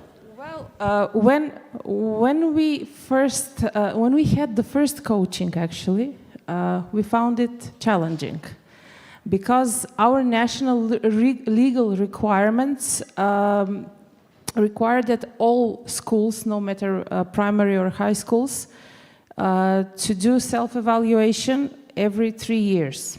And this was a legal requirement which focused on quality assurance. But when we compared our legal requirements with the benefits of ISATCOF, we realized that ISATCOF is something that could strategically improve our institution at the same time. I will later tell you about the discussions we have had with the Ministry of Education and Science regarding ISATCOF. And ISATCOF provided us to a different perspective in which we could put our institution, because having only the national self-assessment or self-evaluation only led us to a compulsory activity that we would have to legally do. And the challenge of implementing ISATCOF was definitely something that made us see where we actually are, as I already said, and find our areas for improvement and for growth. We worked diligently, definitely. I'm lucky to have had a good self-assessment team. And from our self-reflection and from the scoring of the criteria we did, we realized that we need improvement in career guidance. We need improvement in implementing entrepreneurial skills in our curricula. And last but not least important, to provide financial sustainability of our institution, apart from the funds we already received from the government. That is why we did the development plan. Luckily, we did it well. And now, at the moment, while we are here, 3 designated teams are working on the 3 goals we have set. And next week, we are finalizing the detailed development plan, which we will start implementing in the middle of March. So that is a week after this event. And because we don't want to do it just as a simple exercise to get the certificate. We want to really do it because our educational system, the Macedonian educational system, needs improvement. And I'm sure that ISATCOF will definitely help us do that. Thank you, Maria, and good luck with implementing the development plan. 3 quite big challenges ahead of you. Definitely. So I will also move to the next approach, because what we also realized, like we support a lot of centers, but in the long run, if there are more centers, like the request we got from Castilla y León, we need to come up with another approach because it might not be sustainable to always keep supporting everyone with coaches.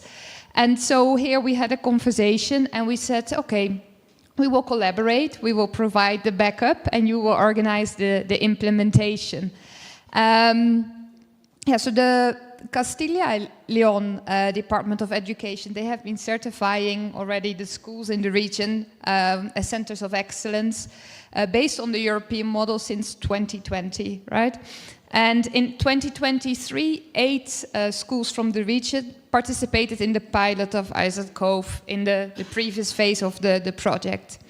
And then the request came, can we use it also with our other centers? So in 2024, last year, you continued with the involvement of more than 30 schools, maybe 34, yes, 34. So could you share with us why the region decided to use ISAT Cove and how you organized the implementation with so many schools? Okay, hello everyone. Okay, sorry, but my voice is strong enough. The region of Castilla y León in Spain decided to implement ISAT Cove because it's a well-structured self-assessment tool, and it's specifically designed for vocational education and training centers aligned with European quality and excellent standards. And as you say, since 2020, we have in our region our own regional certification of centers of vocational excellence. This recognition is valued the commitment with educational quality. But the next step was to measure and show this excellence, and ISAT Cove facilitates this, providing an evaluation system based on clear and recognized European criteria. So the implementation with our 34 centers in the second wave, from September 2024 to more or less December and January 25, was organized in a collaborative and efficient manner. And to ensure the success of this initiative, the ETF and the region structured a model focused on a constant support to the schools. And the coordination team consisted of 3 coaches. They are here, Mónica, María José, and María Ángeles, and me from the General Directorate of Vocational Training. And we have worked very closely to try to guarantee the coherence and the proper development of the project, and ensuring continuous support to the participating schools. To do that, we created workspaces which allow the schools to communicate fluently and share experience. After that, training sessions based on ETF guidelines. And this was very useful for the schools because they familiarized with themselves with the standards of the ISAT Cove. And to solve some technical problems that might arise during the process, we try to do the best and personalized assistance, and ensuring that all the centers be able to move forward and with less inconvenience, and obviously, of course, with your support, ETF support. Thank you, Patricia. I think it was quite a lot of work also what the coaches have done in supporting the schools. What in the end did ISAT Cove bring to the centers, but also to you as a region? Regarding the school levels, I think ISAT Cove offered the opportunity to evaluate their performance in a structured way, aligned with the European standards, and helps to identify key areas for improvement and to develop strategic action plans for further progress. I think, as you say, one of the greatest rewards for the school is being able to receive the committed to excellence level, because this gives them visibility and prestige, not only in the education area, also in the company's sphere, another sphere. This type of certification reinforces the school's commitment to continuous improvement on educational quality. And about the region, ISATCOP collected a lot of data. So for us, it's a big information, and this helped to improve the policies to excellence in vocational education and training. Also, the schools think about they are doing and how they can be better. And I think this is very important for improving education. And at a regional level, collaboration between better schools and other key actors like companies and other education institutions, I think it's great because we have a exchange of knowledge and good practices. And about the learnings, about the one regarding our experience, I think the possibility to choose which indicators you are going to use is very important because each schools have their own characteristics. So this flexibility, I think, is very good with ISATCOP. And as implementers in the region, we have learned that continuous coordination and technical support are essential for the success of the progress. Thank you. And also, nice to emphasize, the support is essential also to conclude, and that's what we also learned from the previous waves, to conclude really the steps, because it takes time. You need to have a team that invests in planning and conducting the self-assessment. You have heard now, or learned maybe a bit more about ISATCOP if you didn't know the tool that well yet. Who would be interested in using ISATCOP? Nobody. We'll finish. No money. You don't need to do it now. It's not a nightmare. Not too many don't at worry. the same time. Not too many. It's Please, not a not all nightmare. together. Not all, no. But we have the tool, so if you're interested, send us an email and we will continue using the tool as we mentioned Or before. follow us on Instagram and you will receive more details. Are there any questions?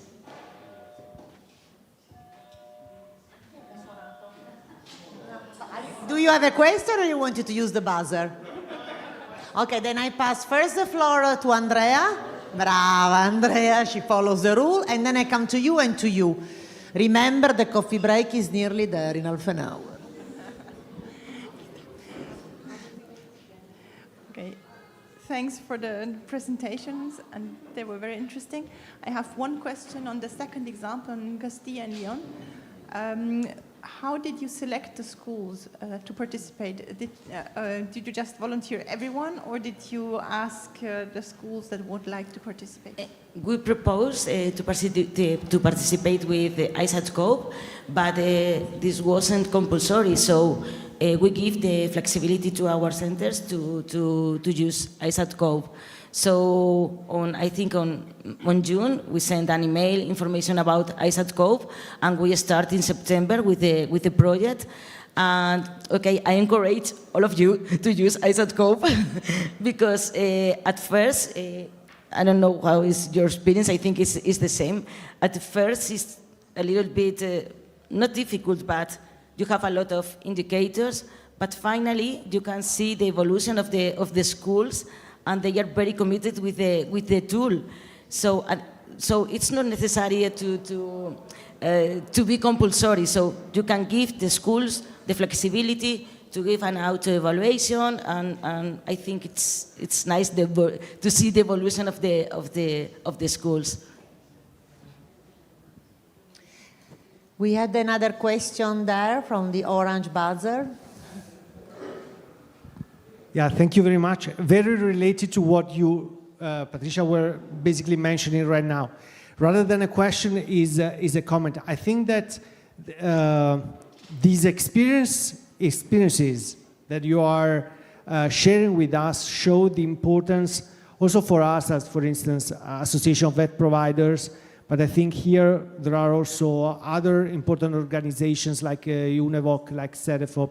I think it would be great if we start working together in terms of using this tool, because it can become not only a tool for the single organization or the regional evaluation, but also a common reference point to discuss and debate on common issues, common indicators, common evidence.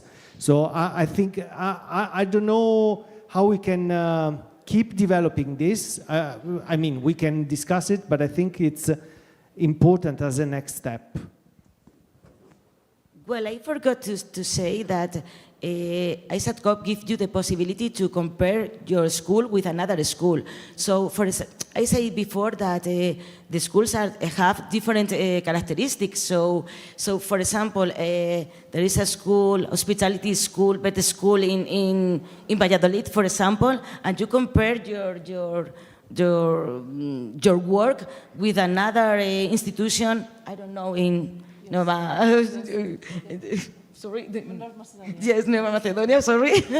Or Italy or wherever. So what you say, the ISATCOP gives you the possibility to compare different institutions or keep in contact and also to speak a same language about the excellence criteria, I think. And maybe another tip to add on comparing schools. For example, you can compare your institution with schools or with institutions from the region, which is at the same development stage, for example, or maybe compare your institution with other institutions from more developed regions so that you can see how they stand in a certain criteria and how far they have developed it, or find contact with them, establish a contact with them so that you can share experiences, maybe they can provide some mentoring on certain issues and similar.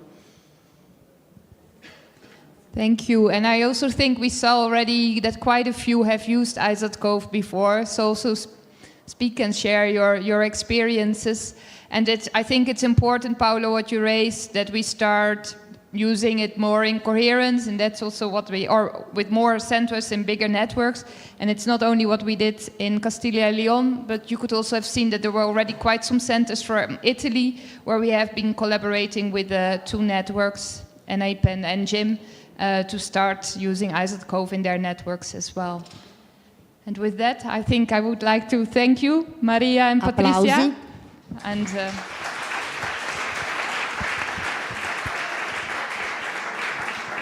big applause to Yolene. Thank you so much.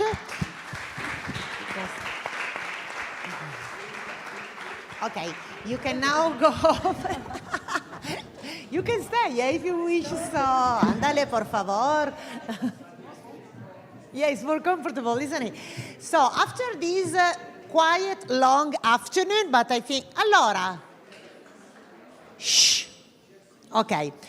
I just want to know, this is a brain, a normal brain. This was your brain at 9, right? Okay. Then I start to do like this, and you have to stop me when you think you are now at that level. Because if you are like this, completely shrinked, well, there we have a problem, we have an issue. If not, we are still halfway. We still have a very interesting presentation from CEDEFOP on inclusion and excellence, and the most sparkling wrap-up you would ever imagine from Yorgos. Which means that this is the brain, your brain at 9. I go and you stop me. And let's see also if there is this sense of community, if all your brains are shrinks at the same level. Allora, I go. 3, 2, 1, inizio. Oh. We have an issue. Okay. Anastasia Polju from CEDEFOP, floor is yours on inclusion and excellence. Thank you.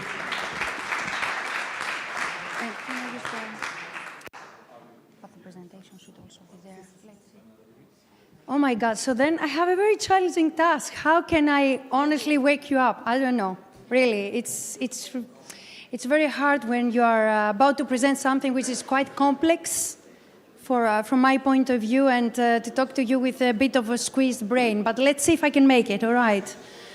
So, and I used to be a teacher actually before working at CEDEFOP. And what is CEDEFOP? CEDEFOP is the European Center for the Development of Vocational Training, for those of you who don't know it. And we are based in Greece, in Thessaloniki. I'm very happy to be with you. But just before going to that, I used to be a teacher. So I remember when I was going in a classroom and then all the students were just so bored. So what could be there for them, you know, interesting enough? So let's see. Yeah, we talk about the topic of vocational excellence, right? And I was happy to hear in the morning the French, let's say, intervention where she tried a bit to hint towards what excellence might mean in the French context and also considering the EU perspective. But for us, also from CEDEFOP, this is very important, what excellence is, and especially if we talk about excellence and inclusion. And I was very happy today to be in this workshop with Paul and the rest of the group, and we were really discussing this important pizza, inclusive excellence. And I'm wondering, this term, inclusive excellence, do we really take it for granted?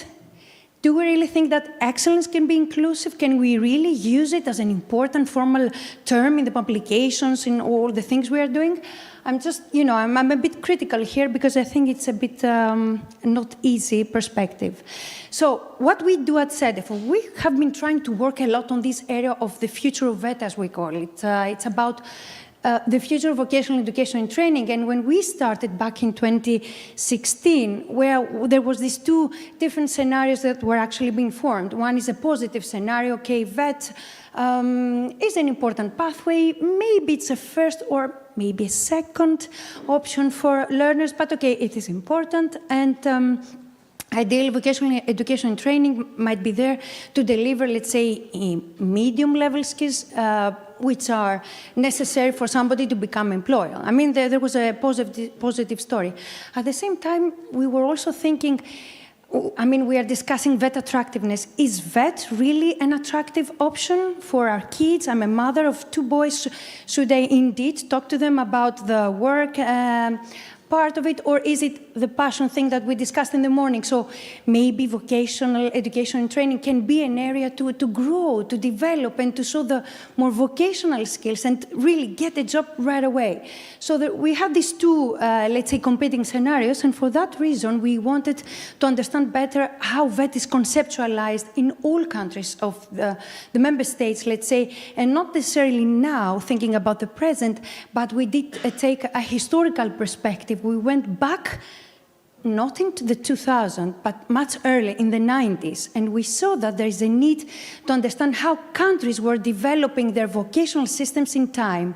Why? Because in order for us to talk about the future, we first need to understand what was happening in the past. So we had to look back to look ahead. So for that reason, we developed 3 main research areas. One was to understand the links between IVET and CVET, what is happening with VET at higher education levels, and of course, what is happening with the profile and the content of vocational qualifications. Do we see more an academic or a vocational drift? We use this important, let's say, jargon terms, but these are needed for research. And lastly, we felt the need to really understand whether VET as a system of education, as an important area, a landscape, and, you know, I mean, we wanted to understand the potential of VET and the links with excellence and inclusion, but I'm using the term balancing. How can we really balance these seemingly contradictory, let's say, terms? Can they really come together? Can they be united? So that was the idea. And for this, as I said, we have a 25 years lens we are using here. We really went back to the 90s. And in order to do that, we needed tools. First of all, is the desk research, the different literature that has been written about these topics.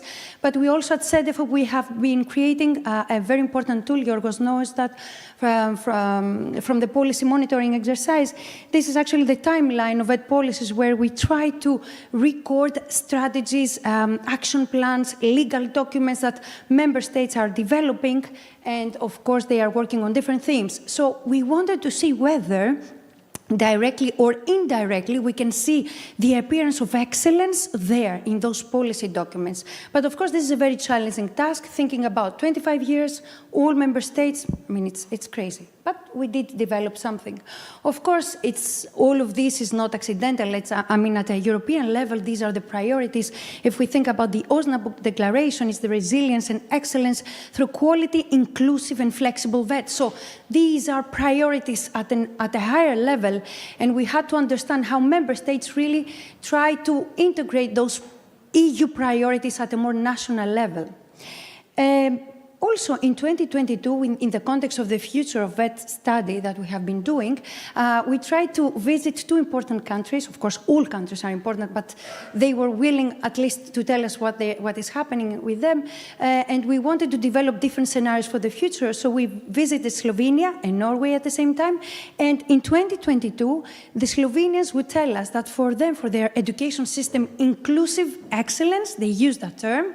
So I was very happy to hear that these, let's say, specific dimension in the Slovenian context, and they talk about specific things related to the target groups, to the provision, the delivery of education and training in their country, and they were very much stressing the importance of the schools. The schools in Slovenia are very dynamic. They are not, let's say, it's not a central governed system, but they have the autonomy to really excel, and they pay a lot of attention to the target group, to their students. So in that sense, they believe that excellence can be combined with professionalism, but also inclusivity is there.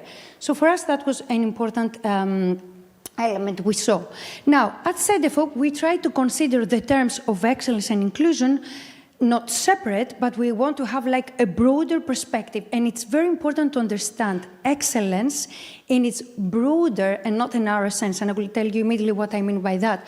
So if you think about where excellence can be placed, can be positioned in the education and training ladder, we see it can be actually found at all levels, right? It's not just at the higher education level. It can definitely be, and we also saw examples today from COVIS, specific levels of education and training can be a very good place where we can where we can see excellent approaches appearing. And then if we think about the unique, I heard somebody was talking about the uniqueness, finding the unique quality within a specific provision. So you are situating excellence and inclusion perhaps at a specific provision stage, but then this has to talk to everybody. It has to cater for all people's needs. This is important. And of course, at the end of the day, it's the learners themselves that need to find their way out. But for this to happen, that requires a lot of ingredients for this pizza, let's say, to be tasteful enough. So our CEDEFOP study is actually dealing with these 3 main things. We engaged last year into a very important mapping exercise. And what we did, as I said, we went back in time and we wanted to ask with concrete survey questions and a questionnaire and interviews all member states. And we wanted to hear from them what they really think, how these objectives of excellence and inclusion can actually be found at a higher level, at the policy, let's say, level. Because one thing is that we might be talking about these things today from an individual perspective or an institutional perspective, but if you go to the countries themselves, you see that they are going to develop specific policies and measures to address these objectives. But again, this can be very direct or indirectly there. So when we went back in time, well, we had some difficulties in understandings where excellence and inclusion can rather be found. In the second thing, we are trying to explore the definitions, the conceptions of these terms, and this is what we are doing currently. And next year, we will be examining the expansion of VET at higher levels. Quite often, you might hear the word higher VET, professional higher education. We have a concrete analytical model we're using on this perspective of understanding how VET is strengthened and is expanding to higher levels, but then how do you link that specific area with excellence and inclusion? Again, this is not an easy task. That is why we have these 3 bubbles, these 3 lenses. You can't really talk about excellence only from the institutional perspectives. Yes, this we know, these are the schools, the areas where excellence can be delivered, but they are more than that. And we discussed today the governance, the funding, the pedagogists, the teachers. All of these ingredients in the pizzas are there in this model. So we have the socioeconomic labor market perspective, the pedagogic epistemological perspective, and of course the education system perspective. And if you take this lens and you go back in time, like in the 90s, you really need to consider whether these concepts can be somehow mapped and defined, taking into account these different dimensions or signals, as we call it from CEDEFOP's perspective. And because it was quite an ambitious task, we had to narrow down the scope. And for this reason, we also examined very carefully which is the target group we are talking about, the content of the curriculum, the delivery side, the funding, and of course the central aim that is related to these perspectives. And we also used theories of convention, which are a bit too complex to explain for this presentation. So the findings, what do we see now? We see that these concepts are very diverse, right? And I'm wondering whether they are contradictory or complementary. So look what I'm showing here. You see two definitions for inclusion, for example. We can have a broad definition and a narrow definition of the term, and the same is for excellence. So if we talk about inclusion in a broader sense, what do we really mean? We talk about the importance of institutions, and that can also entail, for example, the key agent that can be an institution, which is the teachers, the trainers, the specific tailored pathways that you can establish, the infrastructure, the resources. At the same time, what type of skills and competencies are delivered in order to consider inclusion in its broader scope? Do we really talk about job-specific skills and competencies? Is it, let's say, the more occupational side? Or do we really consider soft skills or transversal skills and competencies? This is an element of the definition. And also, how do we go about with the social component of that, the social, let's say, economic inequalities that can be there? At the same time, we think about inclusion in its narrow sense, we see that it can be very targeted intervention for specific groups. For instance, here in that sense, the people who are at risk of social inclusion. So you see, so it really depends how you conceptualize, the things, what kind of target groups you're having there, what kind of delivery, let's say, interventions you might have, and different other perspectives. So what we did, we collected 150 policy documents, so 5 policy documents per country in Europe, and we tried to analyze them, taking into account the historical perspective, and we were able to observe the changes over time. Because excellence, why do we talk about excellence in 2025? Is it something of current, of today? Or is it something that was already there in the past, but it was somehow hidden? These are important research questions we are having. So this is the first result I would like to share with you. First of all, here there's an axis where you can see number 1 might mean that the specific policies might not be very much related to excellence and inclusion. Number 5, they have a very strong link. So from the 150 policy documents we collected, we saw that there are 39 of those that have a very strong focus on both objectives. We also saw, but think of it from the 90s until today, okay? So 37 policies would have a strong focus on excellence only, and at the same time, we also saw more policy documents, strategies, action plans, legal documents emphasizing mainly inclusion. So that was an interesting finding for us. So inclusion was more there than excellence. Now, what are the characteristics of these policy documents? Of course, the ones that focus mainly on inclusion are mainly regulations and legislations in the different member states. At the same time, we saw that the idea of vocational excellence appeared mainly in the last 10 years. And this is a very concrete finding that came from this analysis. But 40% of those policy documents would have even a broader scope and go even beyond VET. Because we talk about vocational excellence, but what is really happening in the other systems of education, like general education or higher education, this is also an important dimension we had to consider. Of course, for both terms, we use specific angles. We might discuss on those related or having in mind the target group, individual level, or target group on the blue side, and then on the other side, we would have, again, the same lens, but we see different formation of groups, and you know that already.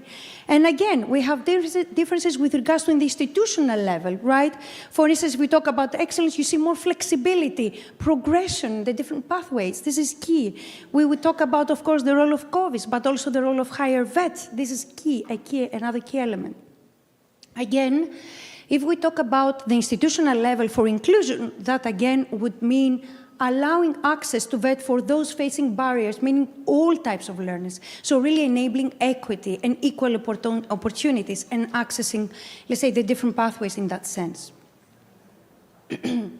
Now, what do we see with the trends we have observed? We see countries in Europe having or showing to us different, let's say, pathways. For example, if you talk about Austria there, mainly the focus would be on inclusion aspects. And again, these insights come from the policy documents. More balanced approaches can be observed in the Baltic states. At the same time, France, and I think you already made a very good presentation in the morning, this campus, the métier qualification, this is a very important area, and from that specific, let's say, development, we see a stronger focus also on inclusion and an increasing focus on vocational excellence, specifically in the last 10 years. So you really need to go to the national level, to the country itself, in order to understand why or where vocational excellence can be found. You see, and lastly, we see an increasing emphasis also on both objectives, but mainly in most recent times. Now, I will only show you very quickly the Dutch case. I don't know, do we have any Dutch okay. And hoping what I'm showing is okay and it's not contradicting what you already know in the country, hoping that is the case. So within the second work assignment, the second theme of our set of work, we want to develop case study countries, and we were considering the Dutch case because for me they are very interesting what they are doing. So we have very concrete questions for Netherlands. How are the concepts of excellence and inclusion understood? All right, so this is a very general question. What do we understand with an excellent Dutch, let's say, provision or a student or person, let's say, participating in an education, let's say, scheme that would really make out of his or her potential? How do we really conceptualize that? But again, what are the instruments we can use to promote these terms in the Netherlands? And of course, our time frame has been so lengthy, like really going back in the past. All right. Now, what do you see here? You see something which is not linear. We see what we consider policy trail. What is a policy trail? It's not a linear development, but it actually shows how a policy develops in time and how it is influenced by external factors. It can be top-down or bottom-up, but depending on the current time frame, you would have different developments. And I think this is important because you can see how the two lines mingle, and that shows the connection between excellence and inclusion. Now, these policy approaches are very important, these policy trails, and what we try to do, I will show you 4 different episodes for Netherlands for inclusion and excellence.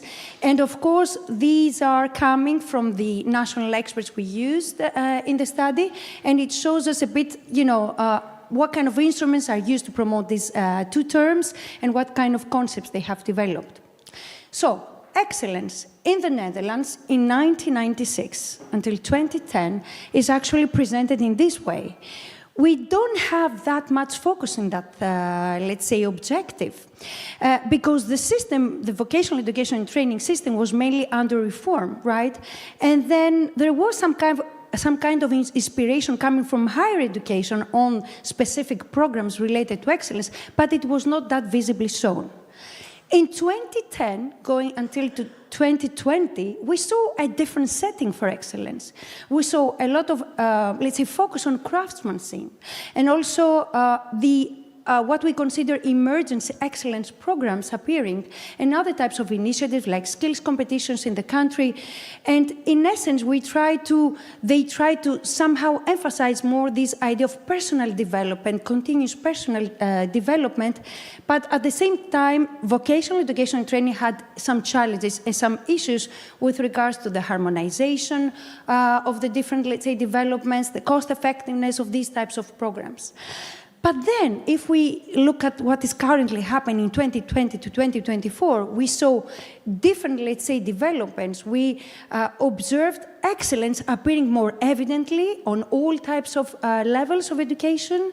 We also saw a vet system that becomes more mature, more ready, let's say, to deal with the different constraints and challenges of the past. And there was a creation of a specific research and knowledge acquiring in the Dutch case, and also the idea that vet also has this important status quo. It's an esteem issue, so that again created a more favorable condition for excellence to grow. But what happens now with inclusion? So you see the development in the country in the years. Inclusion. If we think about that in the 1996, for example, in the 90s, we see that mainly their vet, okay, is fine, is important, it can address different types of learners, all types of learners, but again, at the same time, we would have very targeted developments because inclusion were not necessarily the broader topic to talk about, but it was a very specific area that would appear in the specific policy debates in the country. But then we saw a tendency towards physical accessibility, allowing all people, even the people that are disabled, to access learning. So there were very concrete arrangements taking place.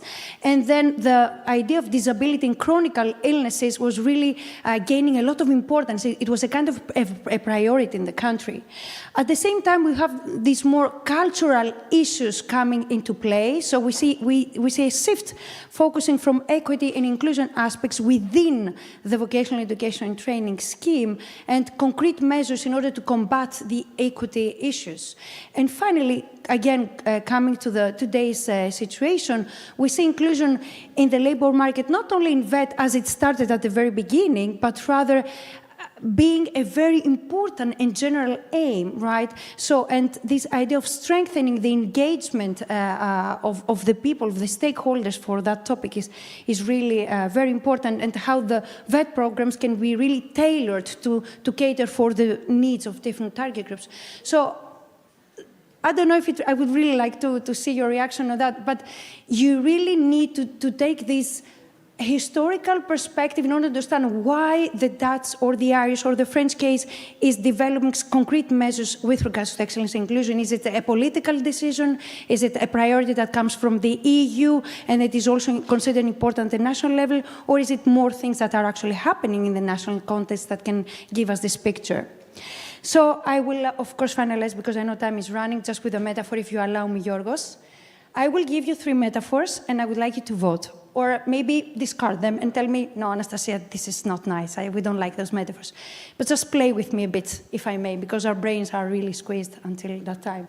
So my first metaphor for excellence and inclusion. Are they two sides of the same coin?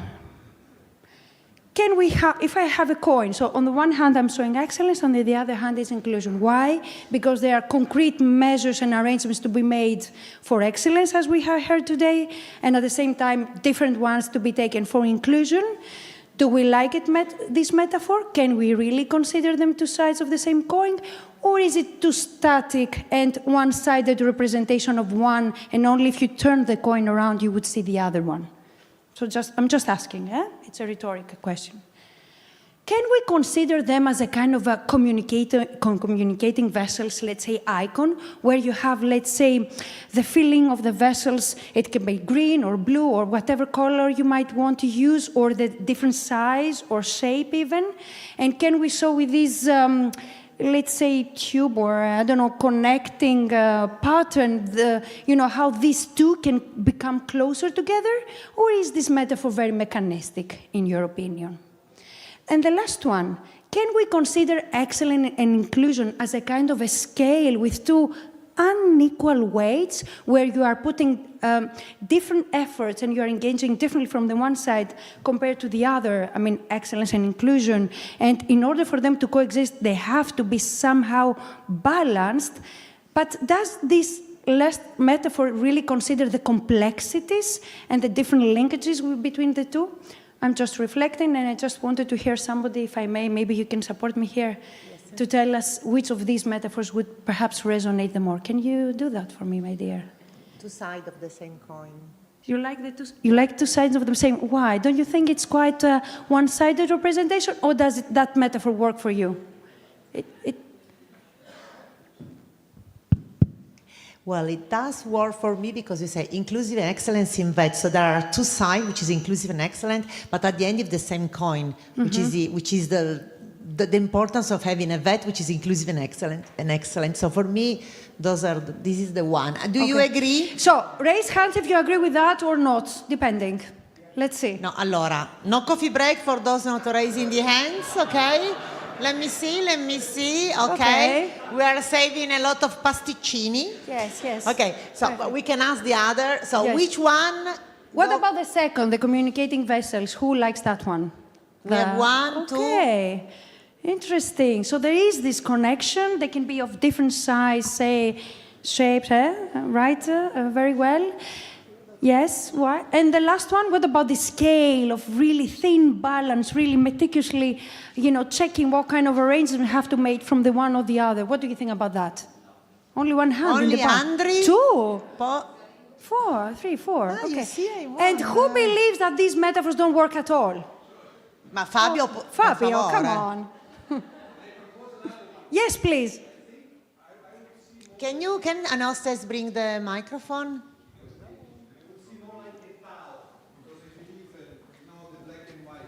Okay. Thank you. I think I like the first one, but I think if it's a bit exclusive, so it's either one or the other. Yes. Whilst in a Tao, you have a bit of excellence within the inclusion approach and a bit of inclusion within the excellence approach. So I would go for that. Very good. Yes. Such a Taoist. Yes. Who is ringing?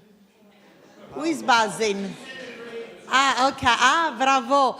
Allora, can I thank you deeply from the bottom of our heart? Applausi. So, to make the job of... you have a question? Look at me. I'm asking for a question this morning. Now that we're running towards the end, she has a question. I didn't hear the buzz. I'm sorry. Okay. Quick. It's not a question. It's first, thank you, Anastasia, because you have done a marvelous job. You know I'm a fan of CDFOP, and I'd love to see more CDFOP visible for us vet providers, for us member states, and as you know, this is also always my message.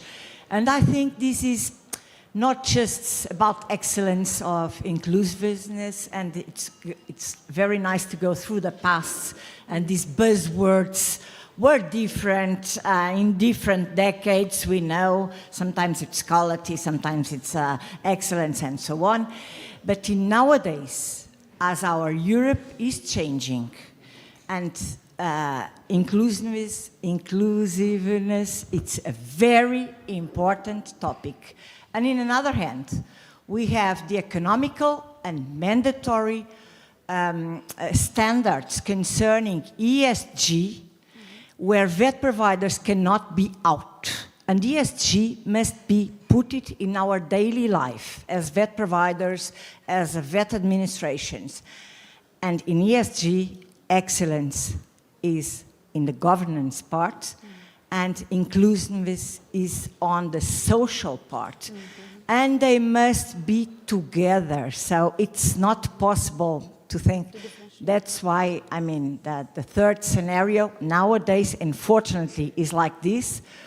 But my message for you is, please keep going. We need you, and we need you more visible. We need CDFOP. Thank you, Margarita. So it's not a question, but thank you. Let's see. We try. All right. So thank you all, and I would be happy to reply to any other question by email. And thank you very much, Yorgos, and the whole ETF team. You've been doing great work on vocational excellence. And let's see how we take it forward. Allora, between now and the coffee break, we have only Yorgos. So, please enlighten us. Okay, so, no, I will be very short. First of all, thank you, Anastasia, and very, very interesting piece of research that you're doing, and I think we're all anxious to see the end of it. And of course, in that, we will need to bring in the policies that you're looking into and how these have evolved since the 90s, but also the examples, the centers of excellence. I think we have in the audience here the GIVE example, for example, the GIVE project, which is using the term inclusive excellence. And they are convinced about it because they've seen it working. And I think what will come at the end of this research and practice, to combine together, is that sometimes they don't go side by side. And that is a natural gap that we will have to deal with. But I think in practice there are examples that they show that excellence not only can be, but should be. And that is a conviction. That is a position that you need to take at the very beginning and say, that's how we want our excellence. And that was our starting point. We want our excellence to be inclusive. And therefore, what do we do to make it inclusive? And there is a question how there. I want to thank everybody for today. It's been a full day, very tiring day, and still is not finished, because we want to dedicate some time after this official closing for discussion. So we thought, instead of spreading a bit the day and adding a coffee break in the middle, to stop a bit earlier and have the coffee break with some discussions. Take the opportunity to meet outside here, to meet each other. In this room we said already, the European Commission, we had the associations, vet provider associations, we have international organizations, we have ministries from different countries. We have 14 partner countries here in the room. I would like to mention that because I think it's important. We have Jordan, we have Palestine, we have Armenia, Morocco, Georgia, we have Serbia, we have Egypt, we have North Macedonia, we have Moldova, Albania, Ukraine, Turkey, Montenegro, Bosnia and Herzegovina. So it's the right fertile ground for discussions, for exchanges, for cooperation. So take that opportunity and speak to each other. Today you heard about the support services, about the tools, about the peer learning, about the opportunities that exist. We wanted to bring that in full transparency in front of everybody. There is a call for you to use them, or a call for you to convince others to use them if they are appropriate. So that was the scope of today. Tomorrow, we will continue. We'll have in the morning our director. She couldn't be here today, so she will join tomorrow to have an opening at 9 o'clock. We will have important discussions with international organizations, with the vet provider associations, and we're going to have the award ceremony tomorrow. So we're going to have the first pilot certificates of excellence. So they're coming up tomorrow. So another busy day, be prepared for it. In the meantime, we have now the break and the networking session. And tonight you will hear from Simona about a great experience during dinner and at the Pinacoteca Agnelli. Back to you. Thank you. Allora, grazie Yorgos, grazie a tutti. Allora, we were ahead of half an hour, now we're only ahead of 15 minutes. So, for now the coffee break you have together, then you will be called when it's time to go to the bus by the relevant colleagues. I would ask you to make this effort. You all have a colored bracelet. So try to get to talk with someone that was not, there is someone who lost it. No? You all have it? Okay, so, brava.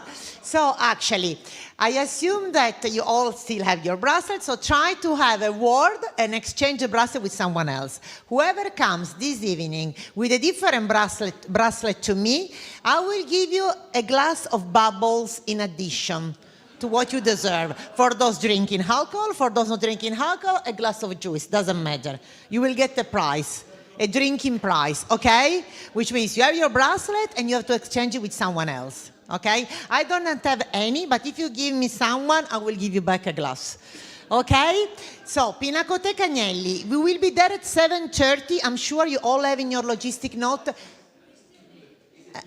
Sorry, it's not now, the networking, not yet. Just give me 2 minutes. So actually, you all have in your logistic note at what time you have the appointment to go to the Pinacoteca Agnelli, which is a gallery which was owned by the former head of Fiat, you know, the company that makes cars, actually. And you will see there are very important international and Italian artists. The Pinacoteca basically is very close by to two of the free hotels in where you are, and you are not in free hotels by bad chance, but it's simply because we have the Winter Olympic Games this week, so Turin was fully booked. But after the Pinacoteca, you will go up to La Pista, which is one of the best restaurants we have in Torino, again in this big complex that was owned by Fiat. So we hope you will enjoy. Now the coffee break. You exchange the bracelet. There are wonderful pastry waiting for you, and I see you at Pinacoteca or at the dinner. It's all clear, and you will be called to go to the bus. Thank you so much. Applause to all ourselves, and I see you this evening. Thank you.